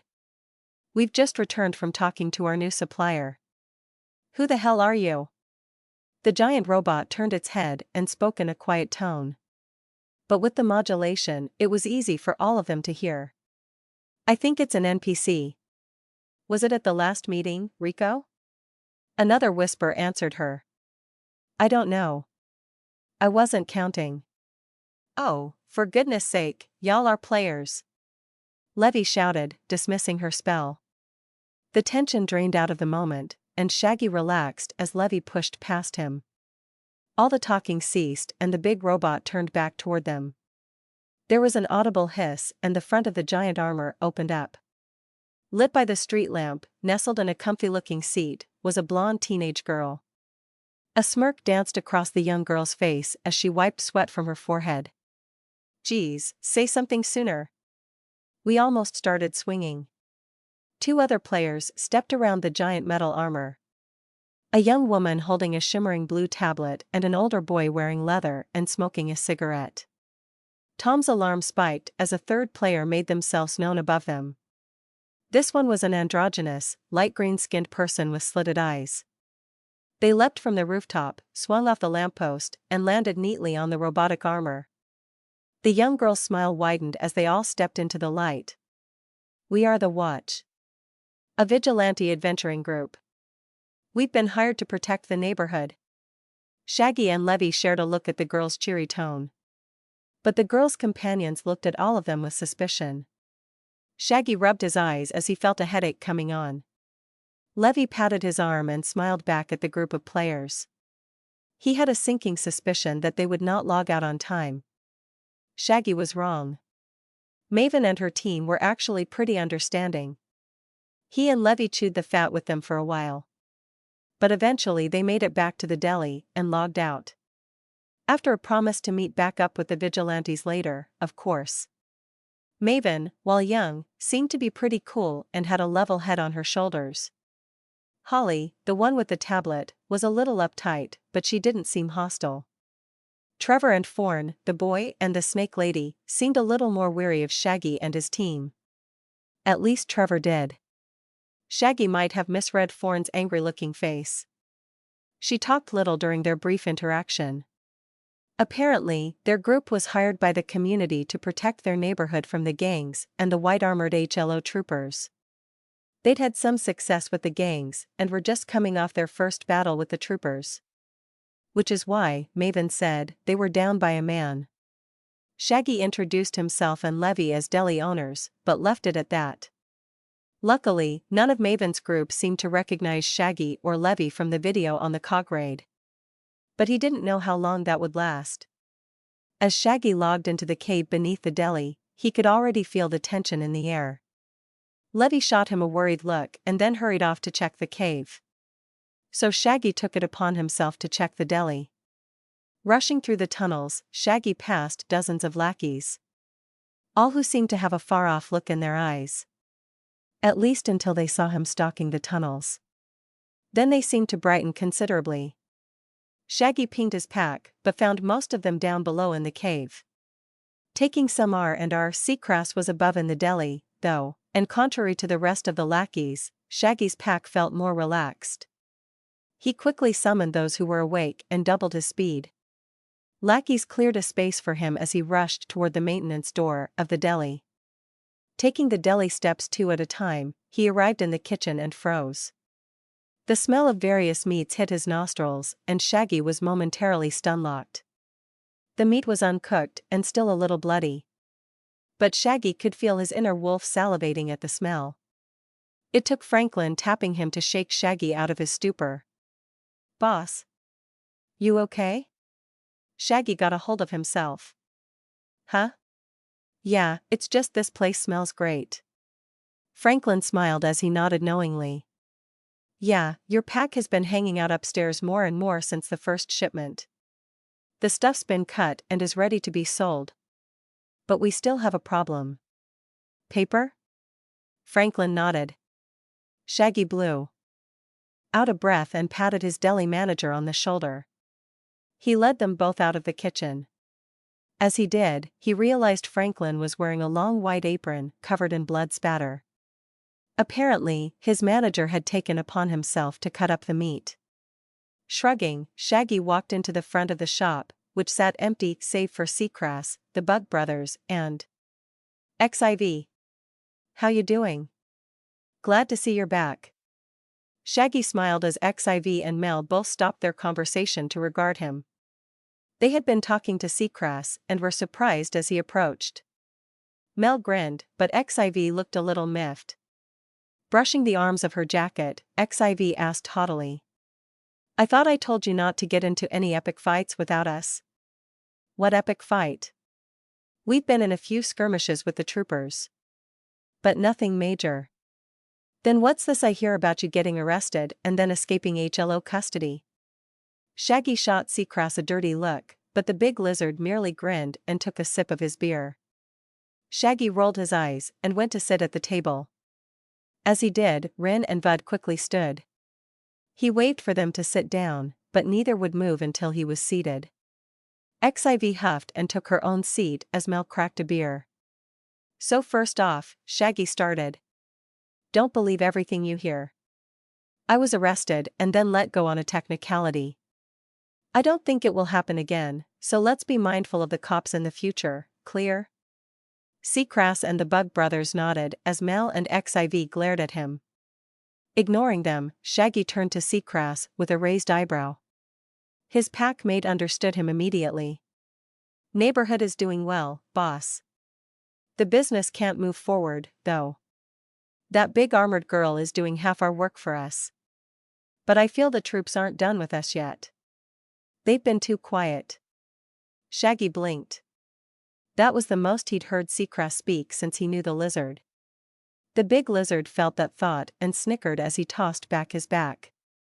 Draining the small can, Seacrass nodded at Rin and Bud. The two insectoid aliens nodded, spoke as one. "We have also hit a snag with Miss Sybil's auto shop. While all of her paperwork was submitted correctly and on time, City Hall is withholding all the paperwork." Shaggy shivered as the two voices harmonized with each other as they spoke. It didn't sound bad, but it tickled his spine in a weird way. He nodded at the information and then turned to 14 and Mel. The two women merely sat staring at him. It dragged on for multiple minutes until the stare-down was interrupted by the rest of Shaggy's pack stampeding into the deli. Mel and XIV shot his pack a look before 14 opened her mouth. "All the armor and weapons have been safely delivered to Undertown. They were getting their guys outfitted when we left. Not that they need it." Mel muttered. XIV nodded. "Yeah, it isn't exactly open warfare down there. But there's this weird tension in the air. Like the next spark might make the whole place explode. Vampire Boy and the Sexy One are consolidating our power base while the kid is engaged in a damn shadow war." Shaggy smiled as he thought of Slink being creepy. "What about Dave? He hanging in there?" "Pfft. Regular people's hero, that one. He's running around taking collections from people in our territory. They deliver the credits with smiles on their faces." It's like they don't realize they are paying a gang for protection.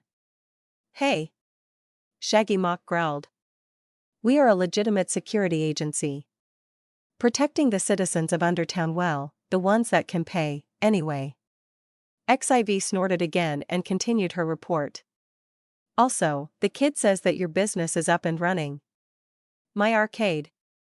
How's it doing? Alright, I guess.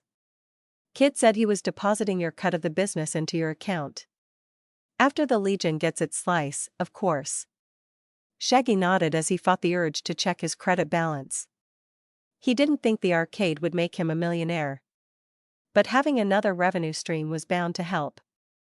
XIV and Mel shared a look before 14 posed a question. So what's this I hear about another team in the area? There's a young girl out in the neighborhood, walking around in giant metal power armor. Her and her team were hired by the community watch to protect this place. Mel grimaced. They gonna be a problem? Shaggy shrugged. No more than the HLO, and the gang's already out here. Do they know you're a villain? By now? Probably. But we'll burn that bridge when we come to it. For now, they are a buffer between us and the HLO.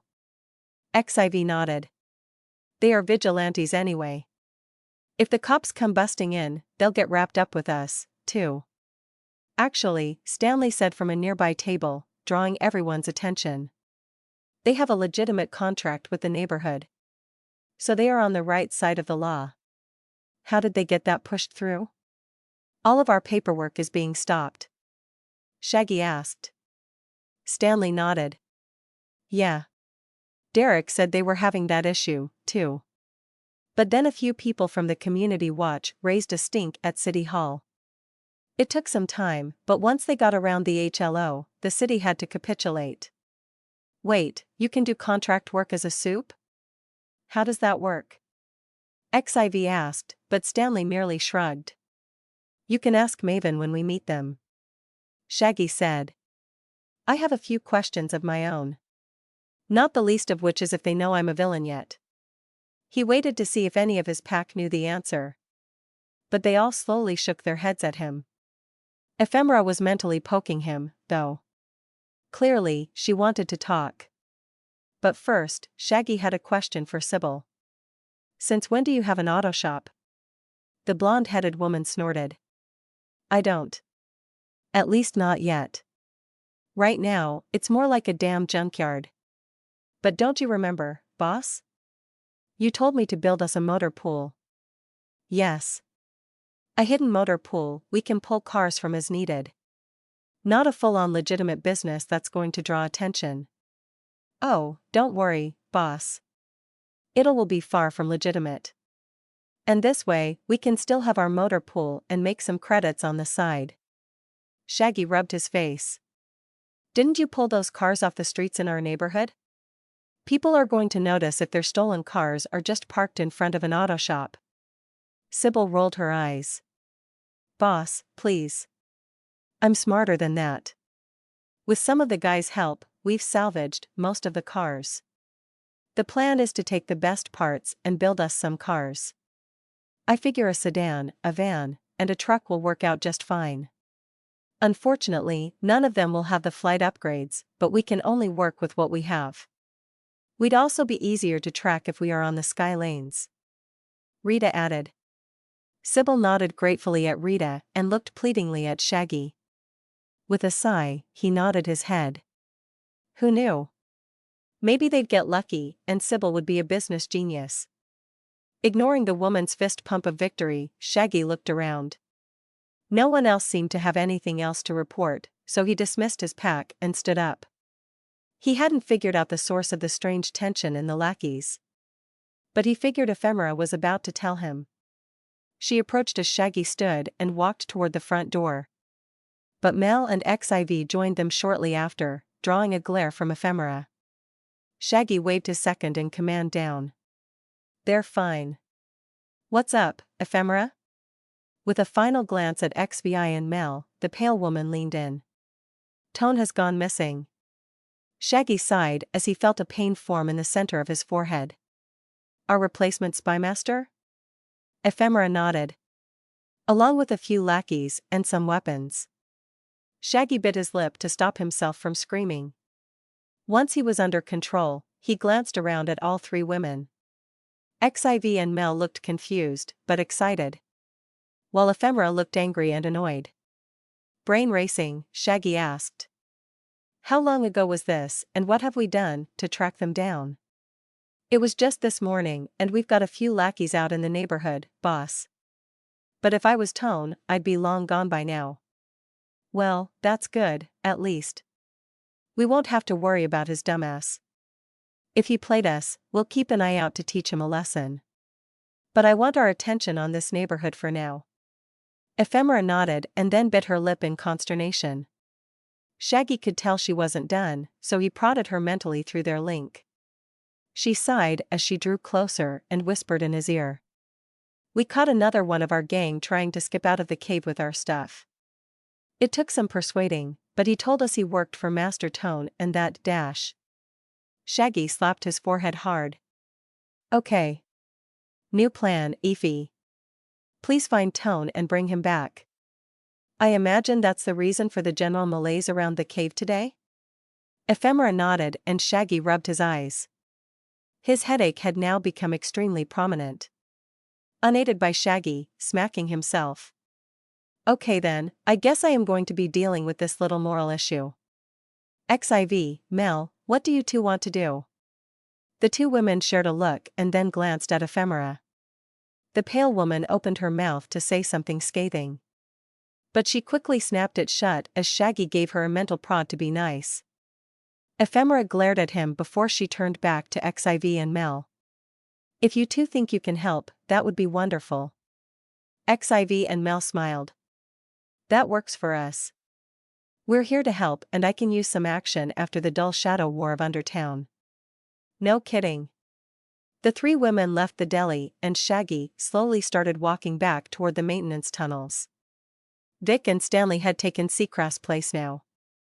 Rin and Bud were also gone now, and at Shaggy's questioning eyebrow, Vic answered. Sybil took them to help with her auto shop. Along with a few of the others. Shaggy nodded and continued walking.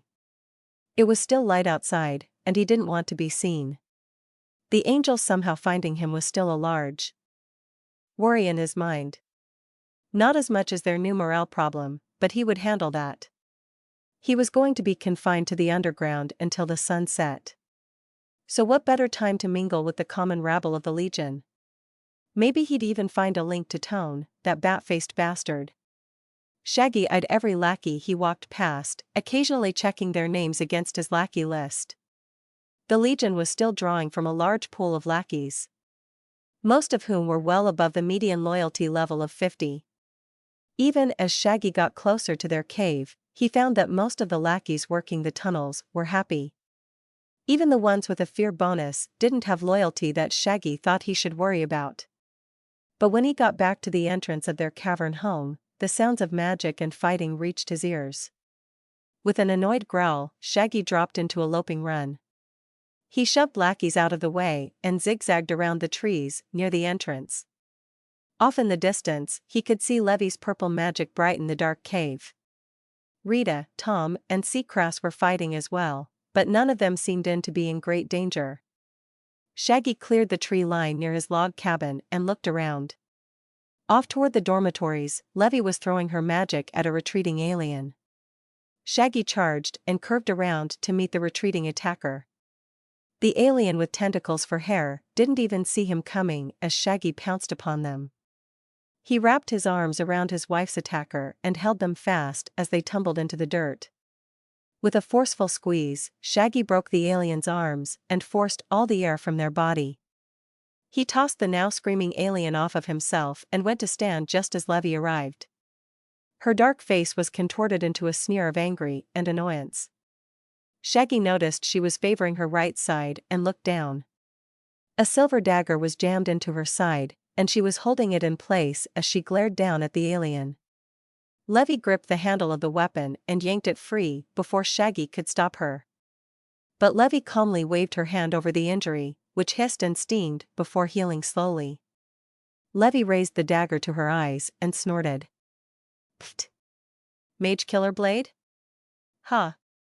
She kicked her assailant over in the dirt and looked down into a flat-faced purple alien with long tentacles for hair. Shaggy wanted to ask questions, but Levy summoned a purple ball of magic and jammed it into the alien's face. The poor alien didn't even have time to scream as their flesh was melted off their skull. Their tentacles went rigid before flopping down into the dirt. I had questions. Shaggy muttered. I know. I got angry. Like you can't relate? That shit stung, Shags. Shaggy gave his wife a careful hug. They didn't really need this one. Rita and the others of his pack had already captured the dumbass who had attacked them. When he told Levy this, she smiled, but a dark look quickly replaced it. We've got rats in the ranks, love. I know, dear. Levy just told me. Apparently, our hand of friendship was slapped away. Levy smirked. Well, I want to do some slapping of my own. Levy's on it. Shaggy nodded. But Levy shook her head and pulled a small purple orb from her robes. She toyed with it for a few seconds before she got an evil look in her eyes. It took Shaggy a few seconds to recognize the orb that contained the demon. He briefly wondered what his wife was going to do, but then she thrust the orb into the dead alien's chest. The corpse glowed purple for a few seconds as Levy stepped away and started reciting a chant. Soon, the glow around the alien body turned orange and Shaggy noticed the temperature growing hotter. The alien's flesh melted away as an eerie red glow suffused their skull. All the blood and viscera evaporated as Levy's chant reached a crescendo. Shaggy noticed that they had drawn a crowd, but it was too late to shoo them away as the alien skeleton suddenly shuddered and sat up. The orange glow around the skeleton seeped into its bones and set its empty eye sockets ablaze with fire. The skeleton slowly got to its feet and unsteadily checked its body. Its bony fingers traced up its legs and into its ribs and spine. It clasped a skeletal hand around its own spine before its head snapped up to Levy. Its flaming orange eyes blazed with fury as it took a step toward her. Shaggy got in the way, but the skeleton ignored him as a deep voice boomed from its skull. You would imprison me in such a menial vessel? How dare you, witch? I am a demon of the cursed realms, I shall not be caught. Silence. Levy intoned sagely. The skeleton's booming voice ceased, and it glanced around mutely, annoyed. Levy casually walked around Shaggy, still limping slightly from her stab wound. She examined the skeleton for a few seconds before she whispered to it. Don't worry, demon.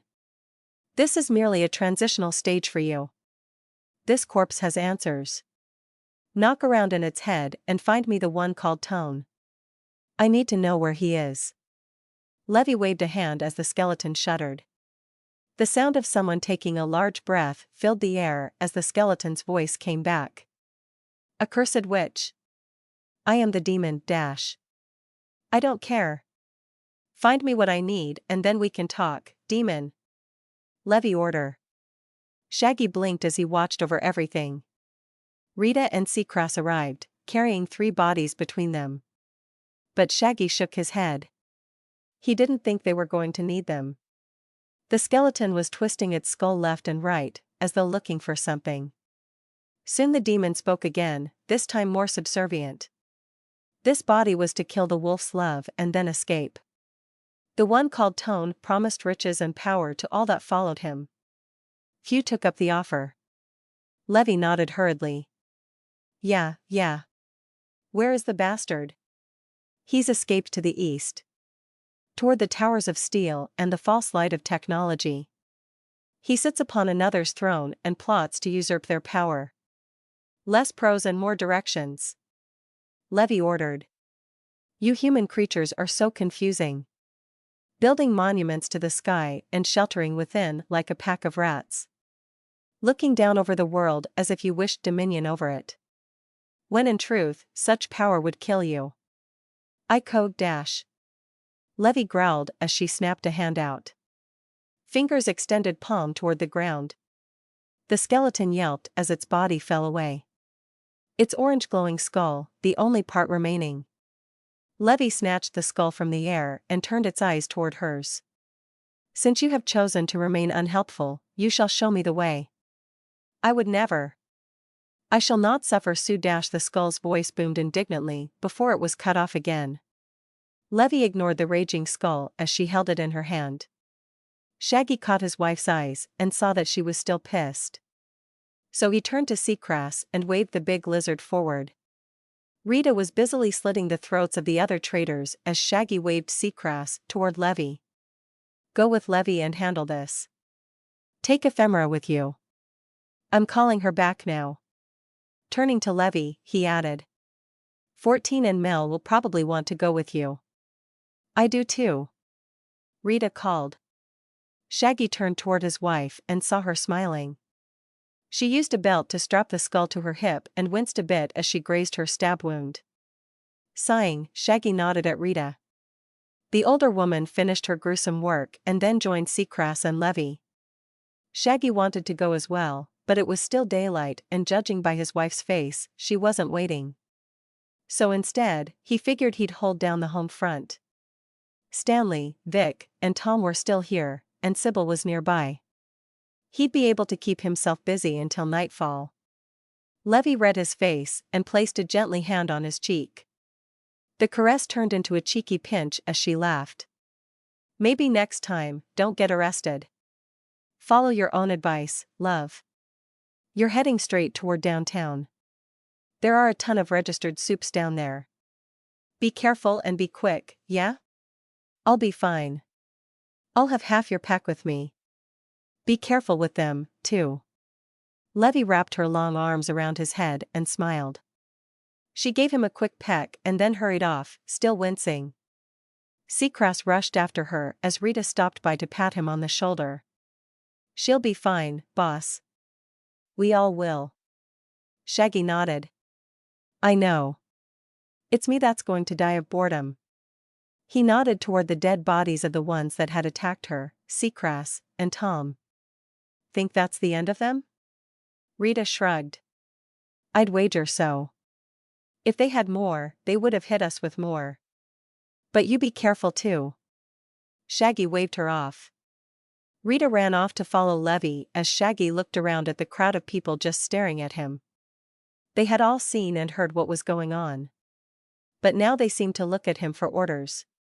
He glanced toward the back of the cave. Excavation was going well, but the building seemed to be taking a while. Shaggy sighed as he waved at the back wall. Excavators and mages back to work. Those who were on a break, finish it up. I'm going to be helping build out more houses. So let's get back to work, yeah? Multiple lackeys gave him nods as they went back to their business.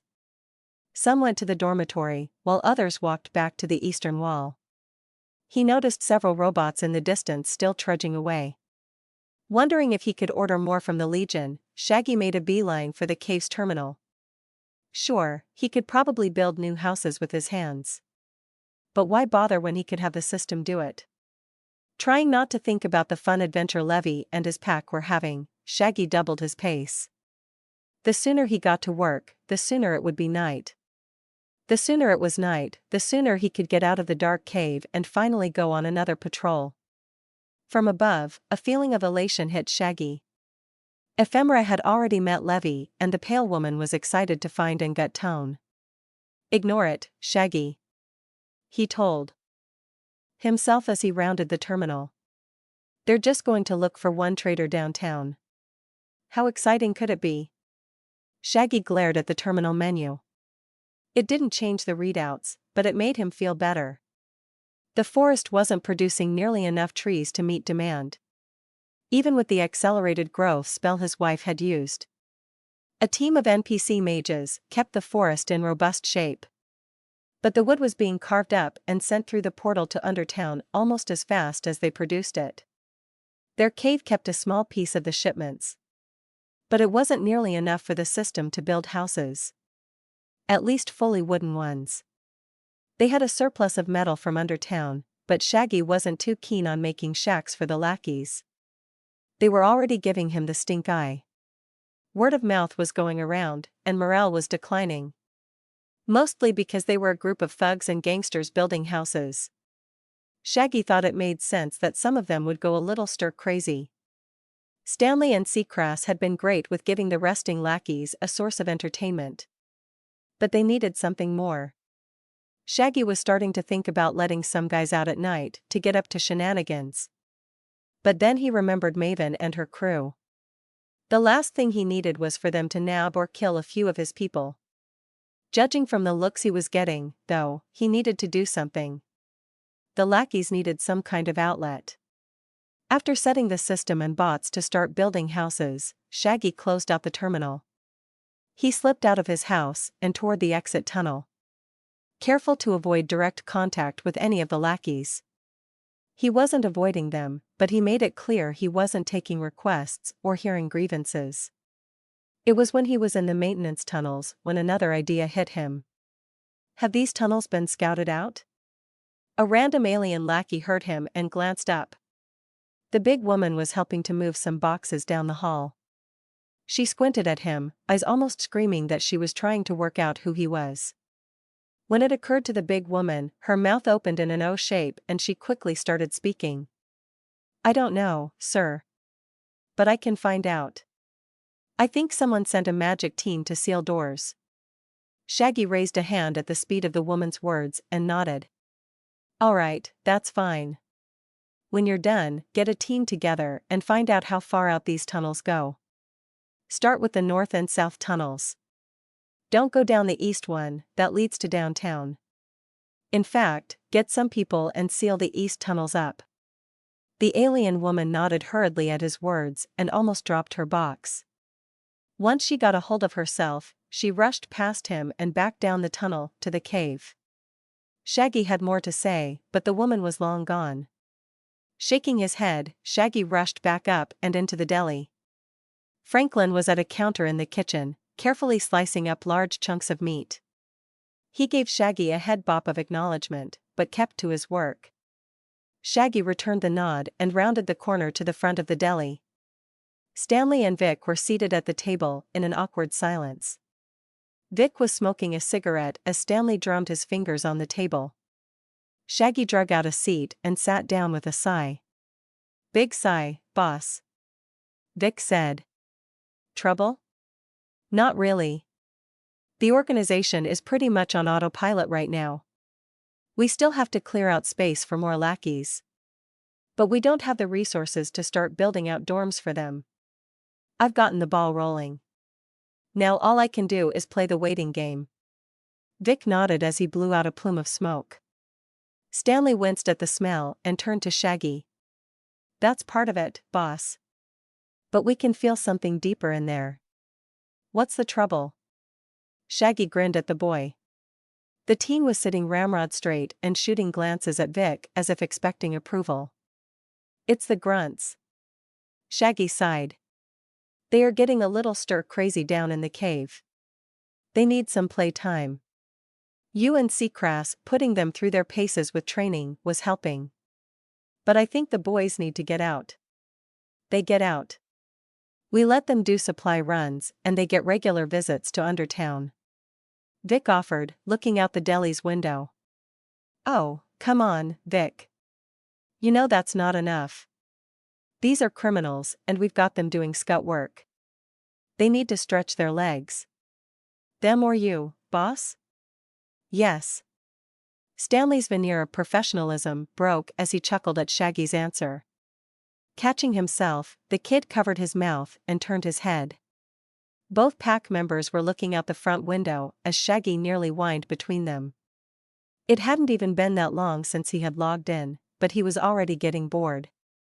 I've asked some lackeys to do some scouting down the tunnels. Maybe if we have one that leads to another block, we can vent our combined displeasure upon another neighborhood. Shouldn't that be Effie's job? Yeah, but she handed it off to Tone. So you can guess how much of it actually got done. Stanley nodded as Vic gave an angry grunt. Both of them still weren't looking at him. But through the link, he could tell they were working on his problem. He didn't get exact thoughts, but Vic's mind was racing while Stanley's was methodically going through options. Shaggy paused as he suddenly pinged another pack member. Seacrest was up the street, headed their way. Tom was still down in the cave, asleep. Again. Shaggy pinged the giant lizard, but all he got were feelings of failure and self-recriminations. He almost bolted from the deli, but Vic put a hand up and stopped him. Shaggy glared down at the cowboy until Vic blew out another puff of smoke. "Don't worry, I'm sure Levy's fine. She probably just ditched him, is all. If it was anything else, he'd be running back instead of walking." Stanley nodded along as Shaggy plopped back down into his seat. Vic was right. Levy probably ditched his entire pack or something.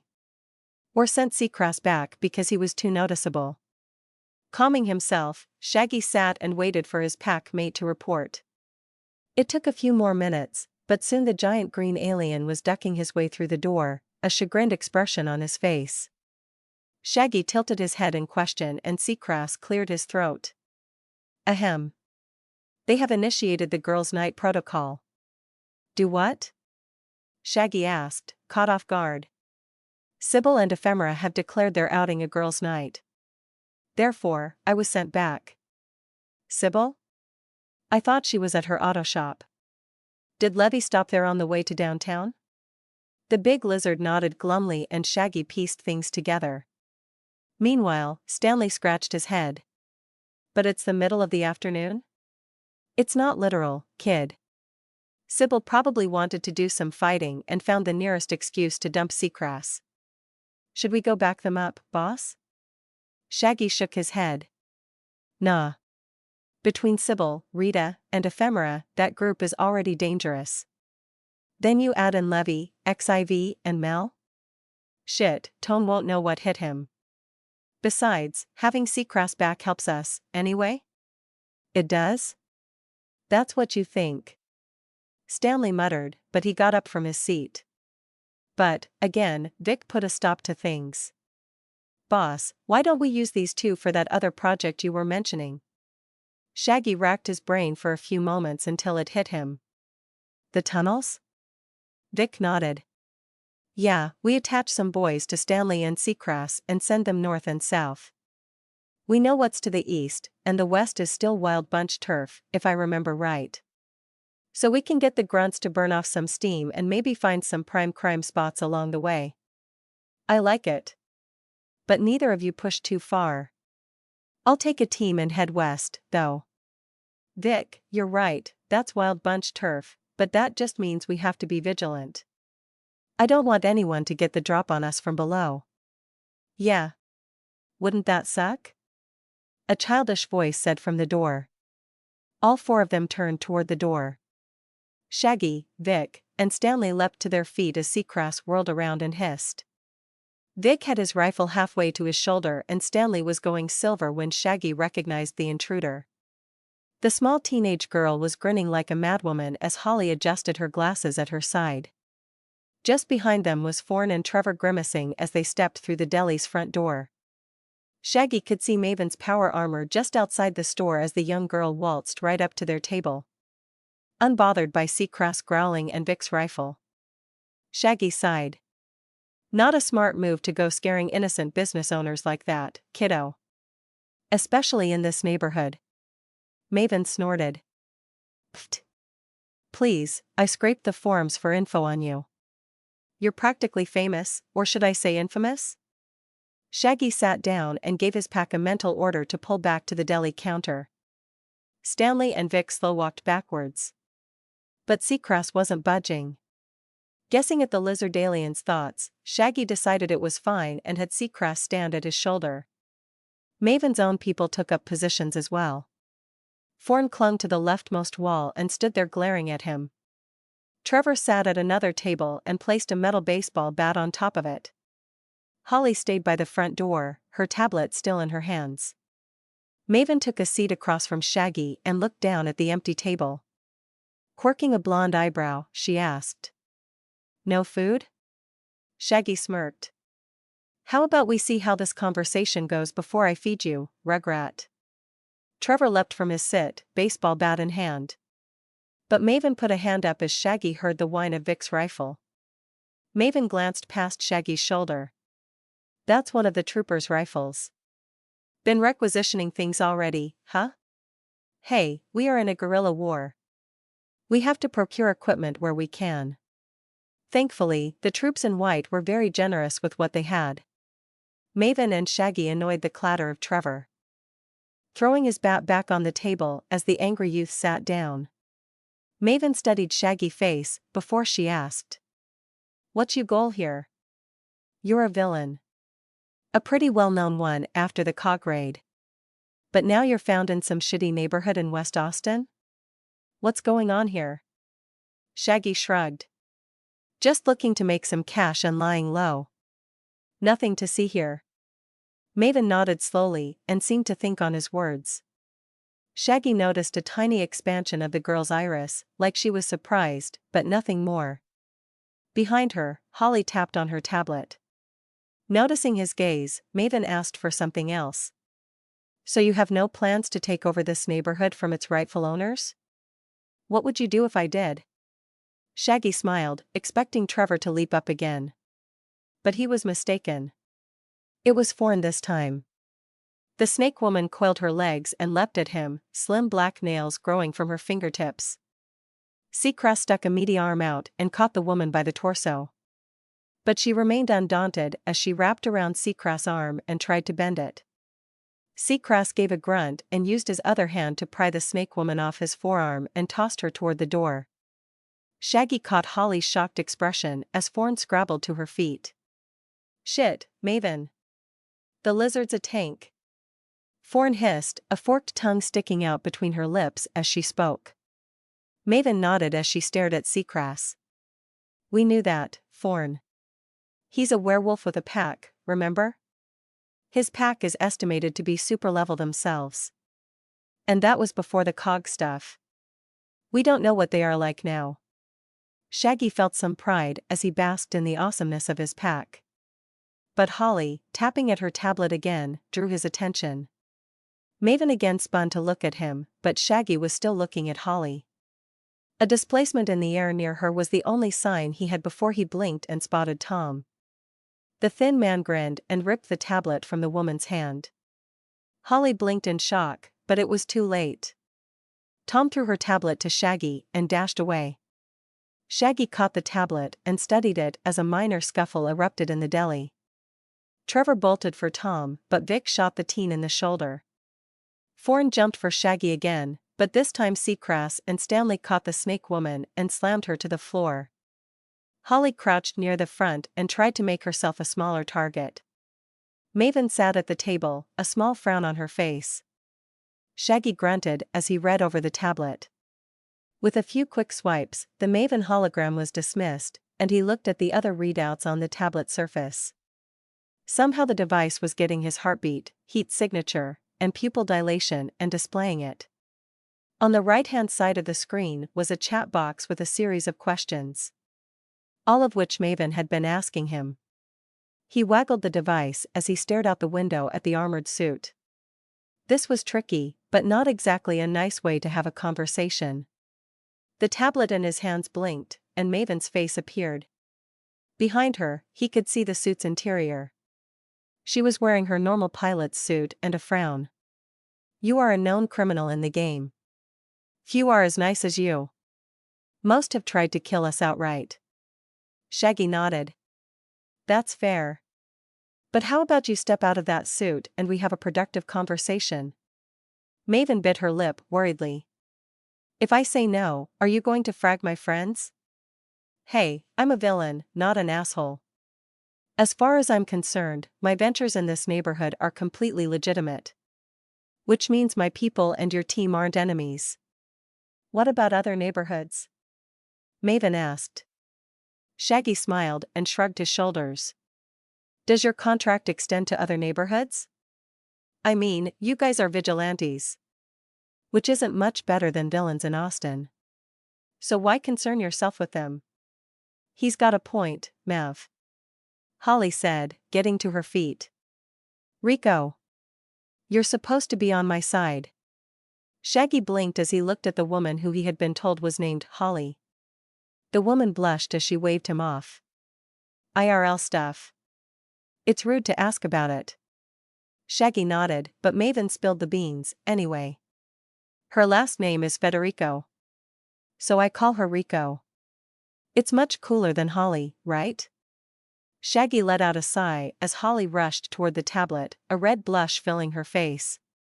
She tried to grab the tablet from him, but when that didn't work, she plastered herself to his side and glared at Maven's image. Oh, and is Maven cooler than Madeline? Or is it just something you picked up off the net 5 minutes before the game started? Shaggy wanted to plug up his ears as he ordered his pack to stand down. Vic stopped firing at a crouching Trevor and Stanley, and Seacrass released the Snake Lady. The two players looked like they wanted to keep fighting, but the sound of their friends bickering stopped them short. Shaggy held out the tablet to Thorn as Holly kept yelling into its surface. She gave Shaggy an apologetic look as she used the tablet to lead Holly to the far side of the deli. Trevor downed a red potion and glared at them all before he picked up his bat and joined them. Shaggy rolled his eyes and ordered his pack to start on the tunnel plan. There was some pushback from Seacrass again. But Shaggy waved a hand at the 4 players. They were consumed by their own nonsense now. Vic was still on Overwatch, and Shaggy was sure he could dominate the 4 teens. Both Stanley and Seacrass eventually agreed and hurried off to grab some lackeys. Vic lit another cigarette near the bar as Shaggy took his seat. He watched the kids argue as he sat back and let out another long sigh. He really hoped this wasn't going to be the rest of his evening. Shaggy winced as Maven's power armor skimmed against the tunnel wall again. After some quick back and forth, Shaggy decided to let the vigilante group join him. Well, it was that or be forced to listen to them whine all damn day.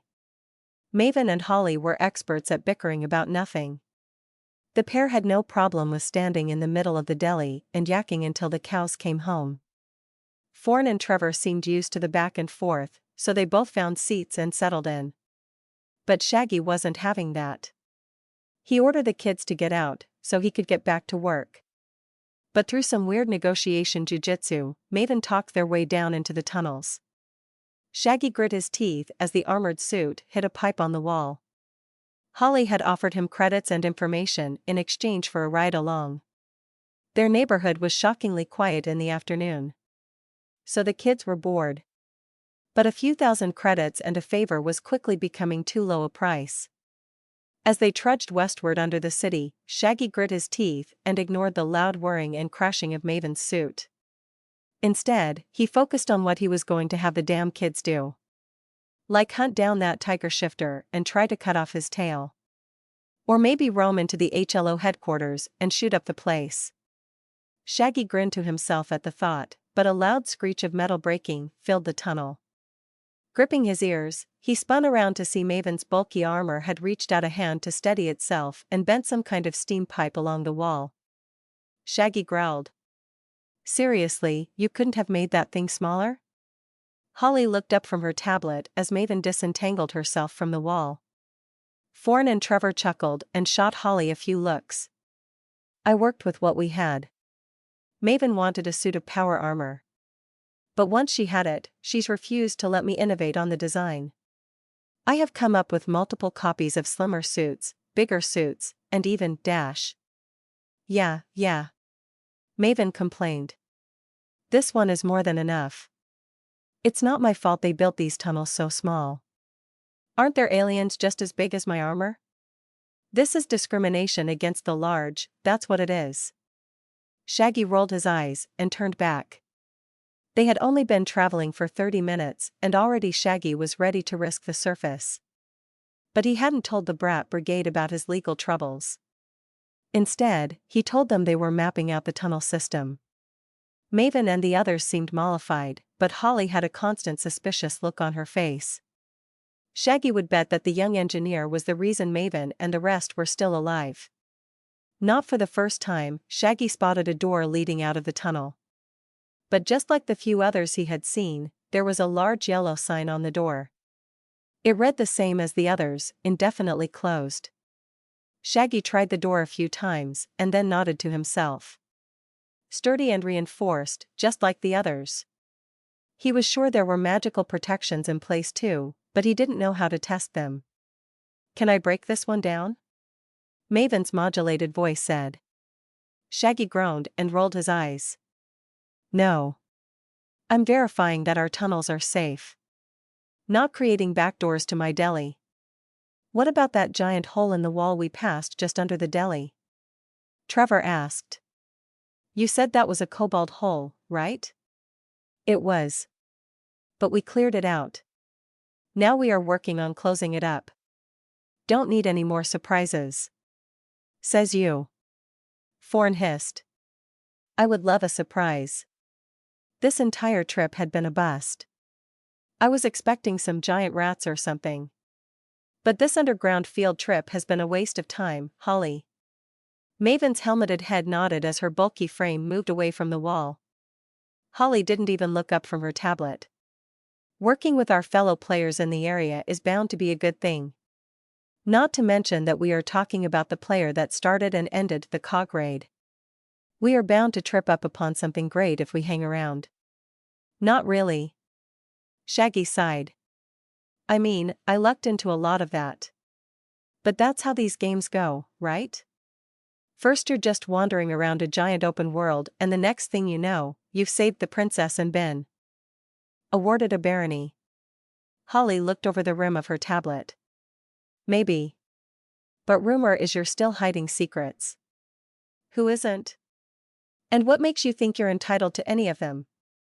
"At the moment, we are your partners. Which should mean that you share dash." "Hold your horses," Shaggy said, spinning on his heel. "Let's get something straight. Y'all cratered your way into my neighborhood. But you were actually doing good. So I can respect and appreciate that. However, if you think you can force your way into anyone's good graces, then you have problems, kid. This is not a partnership. I'm just chaperoning the kids. Which means that I owe you nothing." Shaggy spotted Holly's ears turning red as he spun back around and continued down the tunnel. But he got a surprise after a few more quick steps. Up ahead, he spotted a sharp turn in the tunnel. Which was odd. For the most part, the tunnel had been a fairly straight shot, with minor deviation for doors into locked buildings. But ahead was a right-angle turn that was covered in the shadow of a dim light. Shaggy turned around to tell the others, but they were a lot further back. It looked like they all stopped walking after Shaggy had turned on them. Now the four of them had their heads together and were whispering. Well, three of them were whispering. Maven's modulated electronic voice carried in the echoey tunnels. Then again, Shaggy's hearing made their whispers moot, anyway. "Let's just go, Holly." "You heard him. He isn't interested in making friends. Besides, we don't need the asshole." Trevor whispered. Thorn nodded. "Yeah, after this gig, we will have enough to form a supergroup and then we can start getting contracts from the city instead of neighborhoods. No more ducking HLO drones, and no more running from the cops." Shaggy placed his back on the wall and closed his eyes as he listened. Holly gave a snort of derision before she whispered back. "Please. We don't know what this guy could be sitting on. According to the forums, he is a part of a villain guild called the Legion. So he is a fount of knowledge when it comes to villain stuff. Not to mention the number of people we saw coming in and out of that deli. It was over 50 people. Where did they all go? Who cares?" Maven's modulated voice whined. "It's not like we have to set up our SG here, right? Let's just leave and tell the cops that a known criminal is running a deli. No muss, no fuss." Shaggy slowly lowered his hand down to his thigh and started shifting it. If the brats were going to turn on him, he'd cube them all before the big mech could swing a punch. But Holly was shaking her head, a voice growing in volume and intensity. "No, Madeline. We are talking about an actual player-run villain group. We don't want that kind of heat. By all accounts, their guild is bigger than the four of us. They'd squash us." Holly glanced Shaggy's way, but he kept his eyes as closed as possible as he waited. Well, I wanted to see what he was capable of. The vids show him tearing through metal with his claws and transforming into a giant wolf. But I wanted to see it. Why? Because I was thinking of starting our SG in this neighborhood. Shaggy involuntarily snorted when he heard that. The noise made Holly and her friend spin toward him, and he cracked a smile. Raising his hand, Shaggy scratched his cheek with his long claw. Maven got her large metal body between Shaggy and her allies as Shaggy chuckled. Cracking his neck, Shaggy asked, "Now why would you want to do a thing like that? I think I've been pretty clear that this is my neighborhood, haven't I?" Maven drew back a fist and looked ready to dash forward, but Holly's voice stopped her. "Because if we create our SG here and start taking contract with the neighbors, that will supersede any other claims." Shaggy froze. Catching Holly's eye around the side of Maven's armor, Shaggy raised his hand. With a thought, he shifted it back to normal and took another few steps closer. But Maven wasn't having it. "That's close enough, villain." Shaggy almost snorted again. But instead he asked, "So you know what's happening to this neighborhood?" Holly nodded, easing her way past Maven. "Why do you think I chose it? A ripe neighborhood, full of downtrodden and abused citizens. People just waiting for a group of heroes to come to their rescue. You know they aren't going to let you start anything here, right? The paperwork has already been filed and City Hall is just waiting for the credits. It may not stop them outright, but it'll be a stick in their spokes." "Holly?" Maven said as Shaggy saw Forn and Trevor brace themselves. But Holly ignored the big metal power suit and stared at Shaggy. "Think about it. You hit them from the dark and we take care of things in the light. Sounds like a good deal, huh?" Shaggy rubbed his chin, rolling over the thought. "Sure, but what about when the dust settles? You really want to be neighbors with a bunch of criminals. You're players, though. Which means we can negotiate." Shaggy said nothing, but felt his head twist in confusion. "Think about it.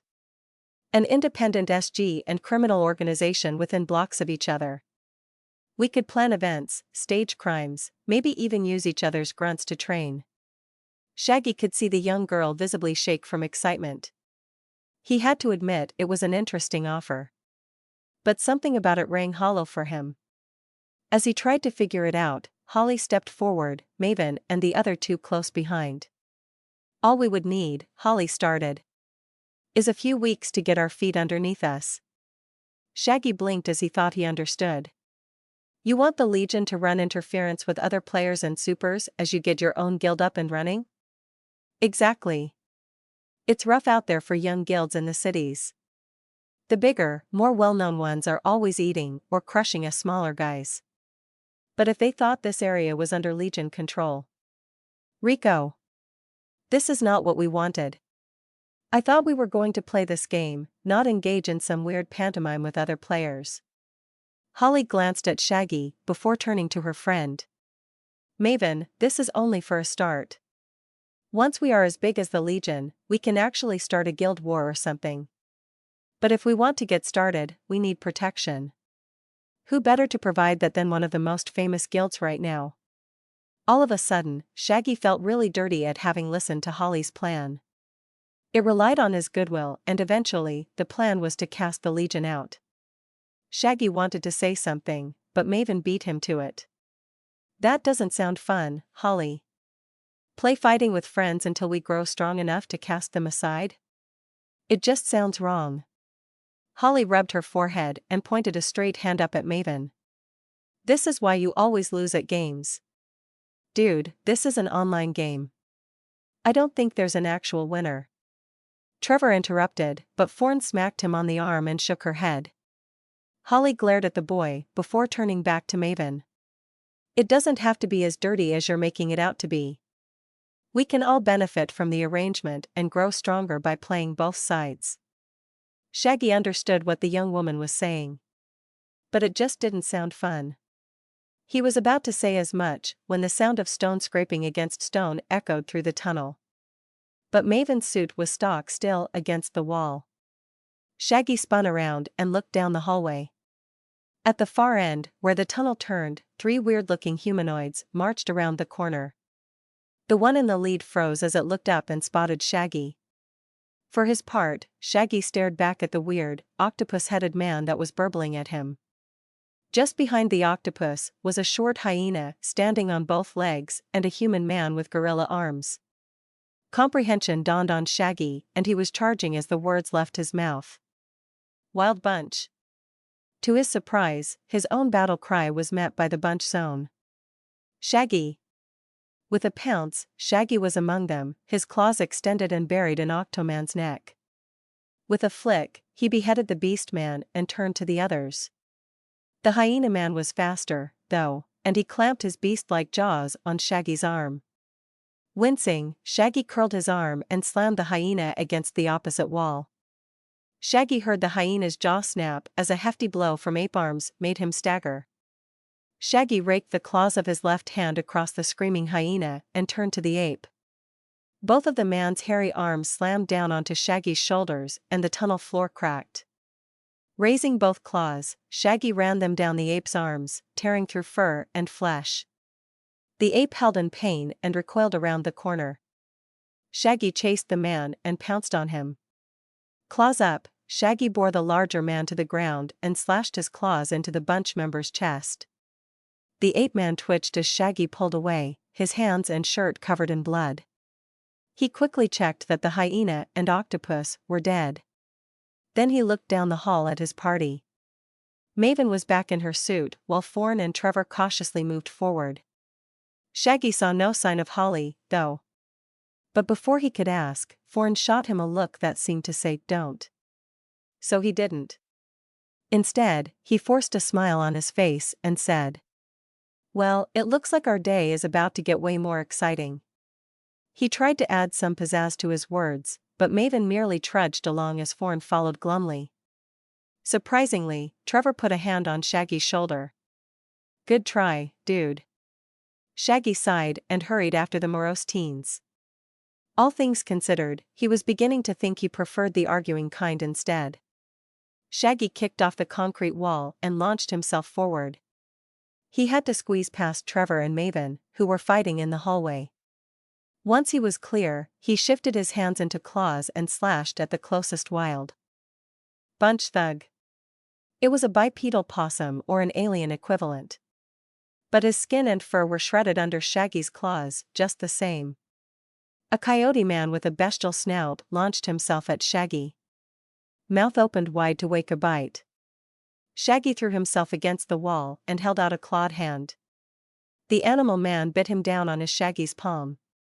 But closing his hand, Shaggy wrenched the yelping coyote to the floor and used his other claw to stab down into the man's brain. With a loud squelch, he removed his claws and looked around the tunnel. They had been fighting in tight spaces lately, which had helped with the bunch's numbers. They were down here in force, and Shaggy was eager to learn why. But none of the thugs they had met so far were interested in talking. Although, to be fair, neither were Shaggy's new teen friends. "Well, that makes 4 patrols down this little rat hole," Shaggy pondered aloud.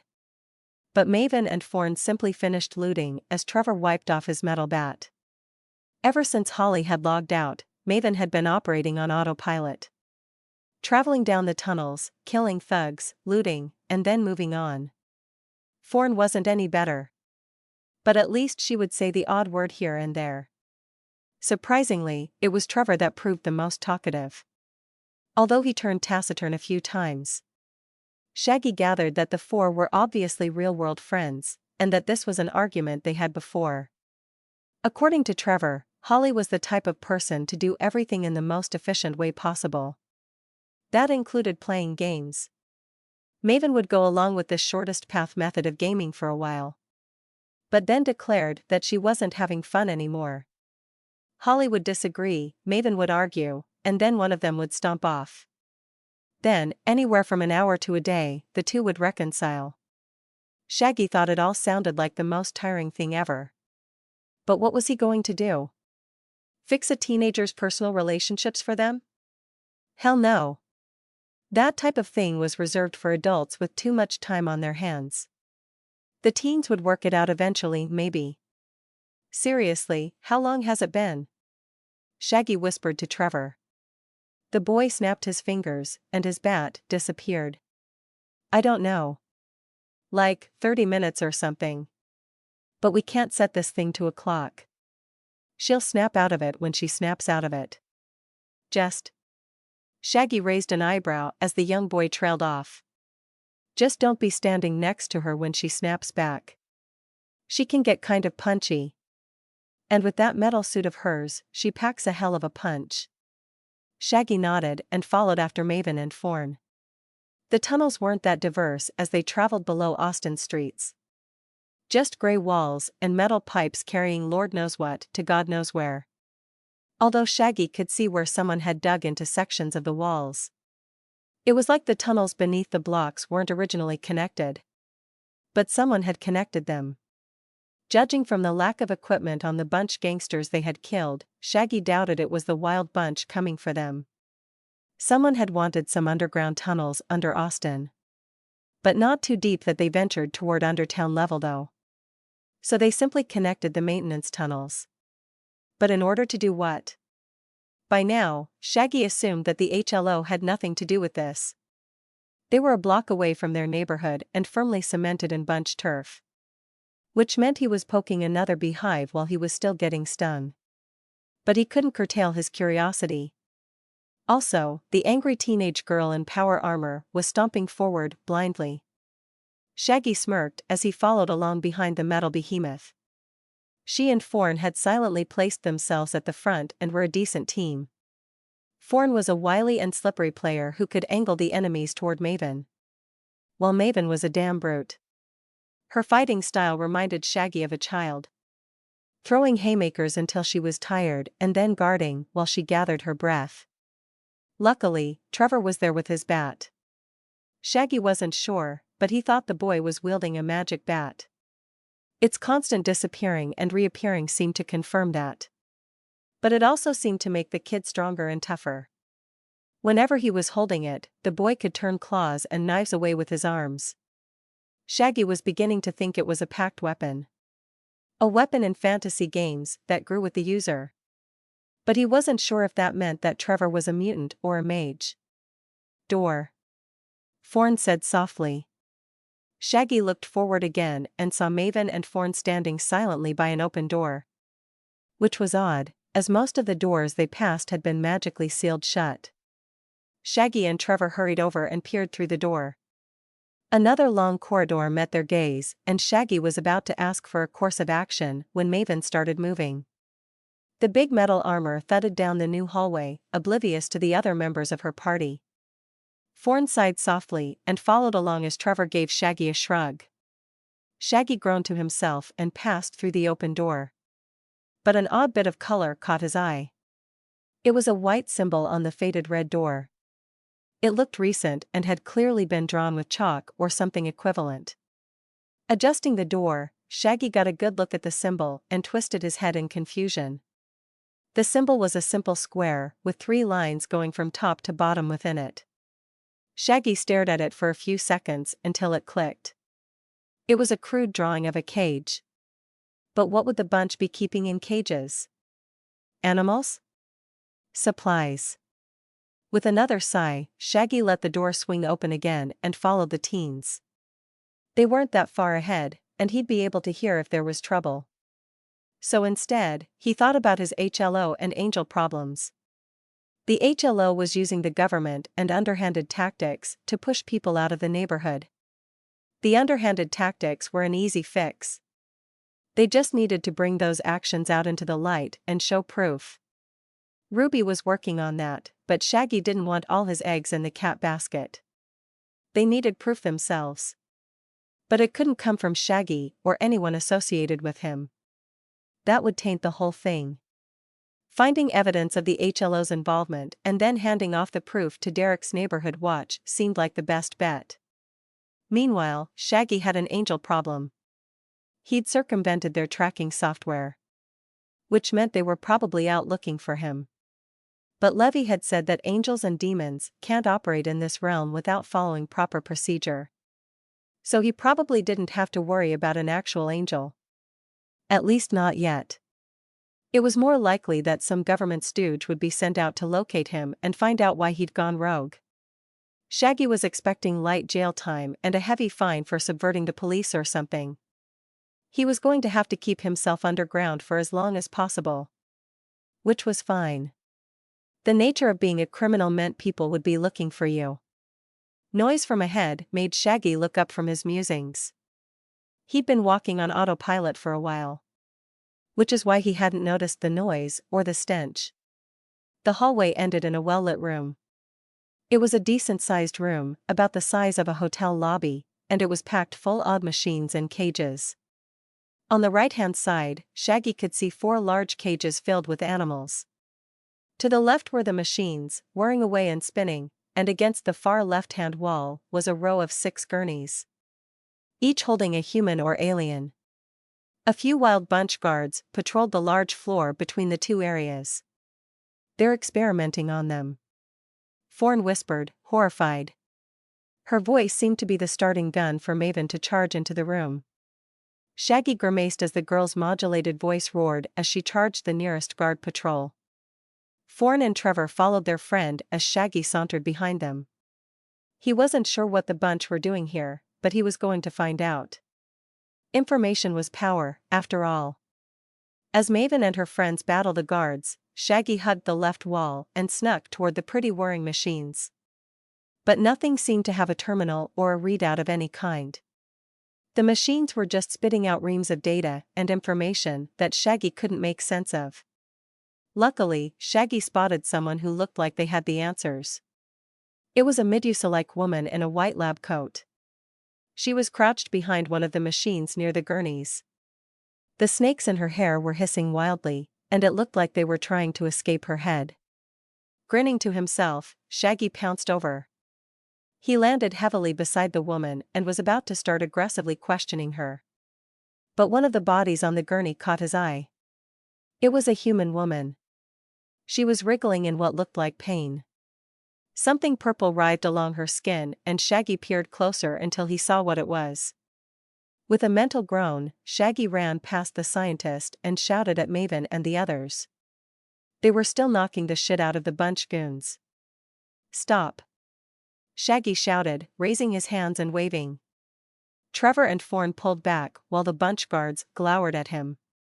But Maven was still punching aliens and thugs into the bars of the animal cages. Shaggy hissed as he sprinted forward and slammed into Maven's arm. Holding one of her arms tight to his body in a bear hug, Shaggy shouted again. "Stop! There dash!" Shaggy was cut off as Maven pulled back and hit him. Her modulated voice roared in anger as he tumbled backward. "Villain!" Shaggy backstepped as his nose healed back into place. The girl's punch had done some damage. But his healing was up to it. Maven's armored foot snapped out and tried to kick him. But Shaggy batted it aside and as best he could, but the sheer weight of all that metal made his hand go numb. With a sigh, Shaggy poked his wolf and fed at his annoyance with this whole situation.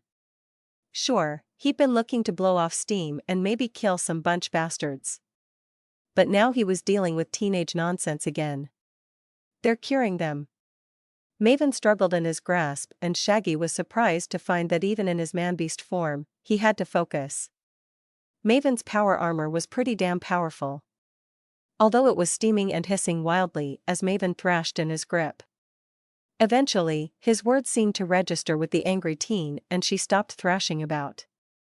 Shaggy cautiously let the armor go as more bunch thugs rushed into the room. They were coming from a side room that hadn't been visible from the hall entrance. 20 of them surrounded all 4 of them and Shaggy started to question what he was doing. Thankfully, another voice of reason spoke up. "This is a lab studying to reverse the process of hybridization. Please cease all this at once." The woman with snakes for hair was standing unsteadily as Shaggy turned to her. She met his gaze only briefly as she turned to the bunch guards. "This was a simple misunderstanding, everyone. Let's get this all cleared up and talk things out like adults." "But, document. You know who that is, don't ya?" said an unseen guard from within the crowd. Shaggy tensed slightly as he assumed they were talking about him.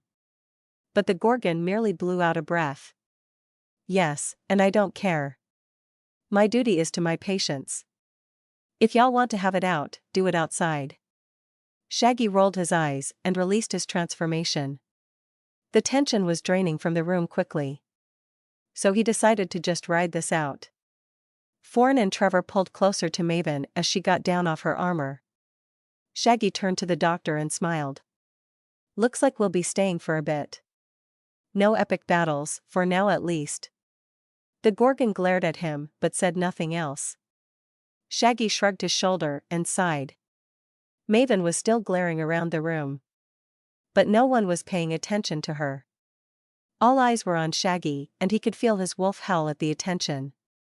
Shaggy quietly shuffled along the eastern wall of the room. Maven and her gang were talking to the head researcher of the Wild Bunch's underground lab. Probably grabbing some help the Little People quest or something.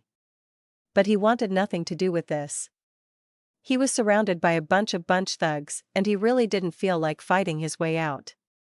So instead, he was trying to sneak around to one of the entrances the bunch had used to get the drop on them. As he approached the side door on the western wall, Shaggy glanced back at the kids. They were in an animated discussion with the haggard-looking Gorgon doctor. For the first time in a while, Maven was smiling as she spoke to the obvious quest giver. The kids were probably getting some fetch quest for supplies. Which was no skin off Shaggy's nose. Hell, he'd be willing to sell them some medical supplies. Shaggy bounced off something furry as he tried to slide further along the wall. A massive black-furred hand slapped onto his shoulder and Shaggy turned to see its owner. It was an angry-looking ape-man with bared teeth. Shaggy sighed as he brushed off the man's hand off and slinked back along the wall the other way. He'd have to reset and try another exit. But before he could get real far, the hand was back and a rumbling voice hissed in his ear. You killed George. Shaggy rolled his eyes and turned back to the talking ape. No. The dumbass got himself killed. And Lenny. The ape said, seemingly not hearing Shaggy. Shaggy scrunched up his face as he tried to remember a person named Lenny. But nothing occurred to him. He had a vague memory of a fight during the stampede.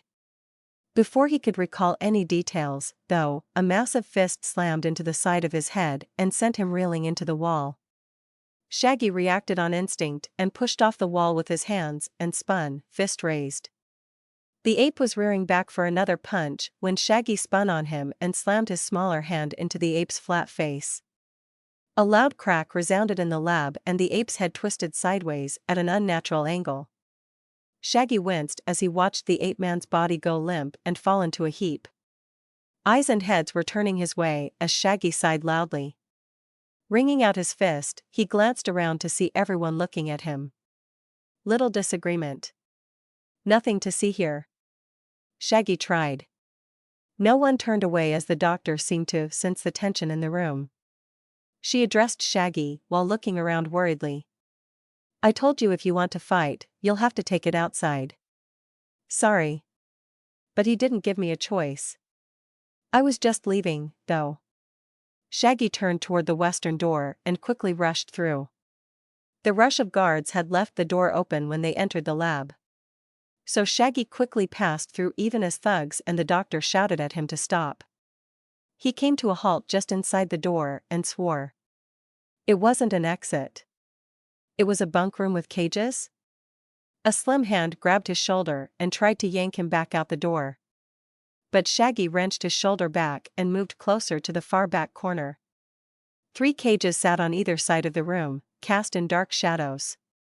The sound of breathing was all Shaggy heard as he got closer. But it was quickly overshadowed by the sound of rushing, stomping feet. Turning toward the door, Shaggy saw several bunch thugs pushing their way toward him as the doctor gave him an exhausted look. Shaggy indicated the cages with his head as he eyed the doctor. What's in there, Doc?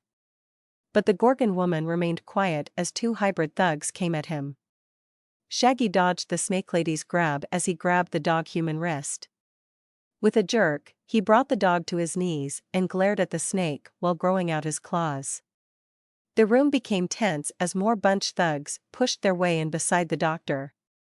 Shaggy kept his eyes on the doctor until he spotted Maven and her team just behind her. Argh! An ungodly screech filled the room from behind Shaggy. Whirling around, Shaggy was in time to see something large and slimy slam into the cage walls. It dripped along the bars for a few seconds until it solidified and struck the cage again. Shaggy dropped the dogman's wrist as the creature's wails awoke others within the cages. More and more hybrid creatures yowled as they came awake and attacked the bars of their cages. Shaggy thought they looked like the normal hybrids that filled the wild bunch's ranks. But they were far more feral. Once he was sure the things weren't getting out of the cages, Shaggy turned back to the doctor, eyebrow raised. Failed subjects. The Gorgon said grimly. Sometimes the cure isn't calibrated right or there's something in the patient we missed. Then the subject goes feral and we have to cage them. Shaggy looked back at the cages. But only 2 have people in them. What's the 3rd cage for, Doc? The Gorgon woman straightened her back as the snakes on her head hissed at Shaggy. The wild bunch has taken to selling the failed experiments as watchdogs and guards. It isn't pretty, but it helps fund my lab. So I facilitate the cells from here. Shaggy smirked as he saw the disgruntled looks on everyone's faces. Trying not to chuckle at the bunch's misfortunes, he pushed his way toward the door. Once he was standing next to the doctor, Shaggy simply nodded and apologized. Well, sorry. I thought this was an exit. The woman's snake hair pulled down close to her skull as he got near. But the doctor cleared her throat awkwardly. Ahem. Well, the only way out of this facility is through the door you came in. So if you wish to leave, then you do dash. Ring ring ring. A terminal from within the large square lab rang and all the eyes finally left Shaggy. The doctor rushed for the comm as Shaggy joined Maven's group under the watchful eye of over 20 bunch thugs. Maven smacked his shoulder with her large metal hand. What the hell are you doing? We almost had a mission for these people. Shaggy glared up at the large robotic power armor. I have been at war with these people for a while now. So excuse me if I want to get out while you make nice. War seems a little heavy. Trevor snorted. A Paranadon slammed into Shaggy's shoulder as it went past and Shaggy stuck his leg out. As the large rhino alien went tumbling, Shaggy turned to Trevor. Yeah, well, a while back, these guys filled the streets. Rampaging across the neighborhood trying to find me and my guys. We beat them back and killed one of the Wild Bunch's lieutenants. So you can imagine these people aren't happy with me. Forn nodded as the Paranadon picked itself off the ground and glared at Shaggy. I can see that. Should we all go then? Nah. Y'all are heroes, and these thugs don't seem interested in fighting in this room. So grab what quests you can and I'll just mosey on out of here. But I wouldn't use the tunnels to get back home. Why not? 'Cause I am going to be running through them as soon as I leave here. So? Maven asked. So, he's going to collapse the tunnel when he gets back to his turf. Trevor nodded. Can't have a tunnel system connecting to warring factions, can I? At least not when the other gang knows about it. Besides, I got bigger fish to fry in my hood. Maven sputtered in surprise as Trevor and Forn nodded understandingly. A couple of sharp-eared thugs turned his way. But Shaggy didn't pay attention to them. Everyone in the room knew that the second he stepped out of it, they would be on him. Although he suspected not, many knew why. Most probably assumed he was from a rival gang or something. Shaggy and the others pushed their way toward the center of their room, where the doctor was holding a heated conversation with someone. The terminal screen wasn't on, so they couldn't see who it was. But by the rough and gravely voice, Shaggy assumed it was an alien. Damon, I've told you before. We don't do rush orders. We can't deliver the ferals in broad daylight either. So you are just going to have to wait. With that, the doctor switched off the terminal angrily and spun around. Looking around at all the faces gazing at her, the doctor's hair hissed. Get back to work, you lazy assholes. Nothing to see here now. You can chase the wolf out later. Shaggy smirked. Actually, I'm going to go now. The room tensed up at Shaggy's words, and a low snarling was heard beneath the murmuring gang members. Trevor summoned and gripped his bat.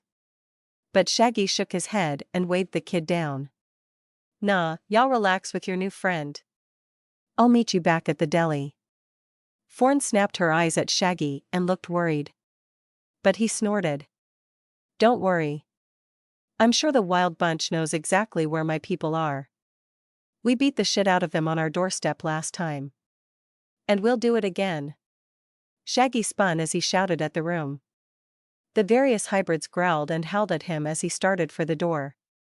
Maven and her friends watched him go like they were watching a condemned man walk off to the gallows. But Shaggy merely blew out a breath and grew out his claws. 2 aliens were by the front door. One was holding a poleaxe, while the other was rubbing the knuckles on his massive hand. We'll give you a 3-second head start, Pipsqueak. Poleaxe said. It was a large red alien with pointed teeth and slit pupils. His partner was a blue-skinned alien with hands the size of beach balls.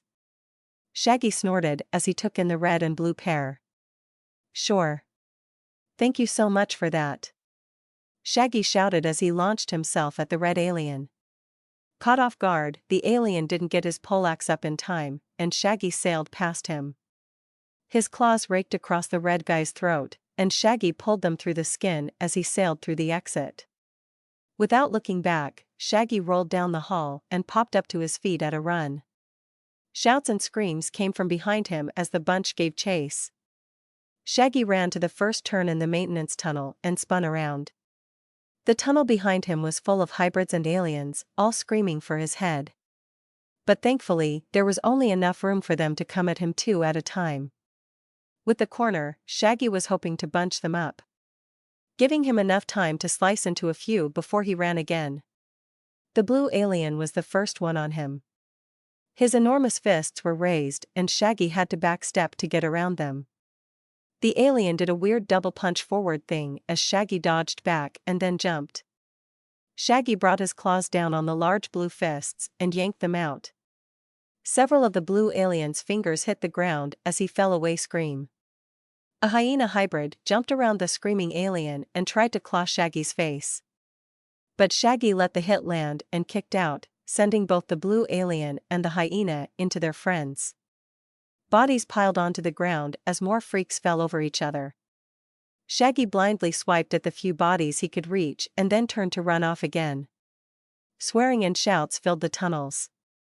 But all Shaggy could do was laugh. He was running for his digital life in some underground tunnels. All the while, his enemies were nipping at his heels. Shaggy could not help himself. He was having the time of his life.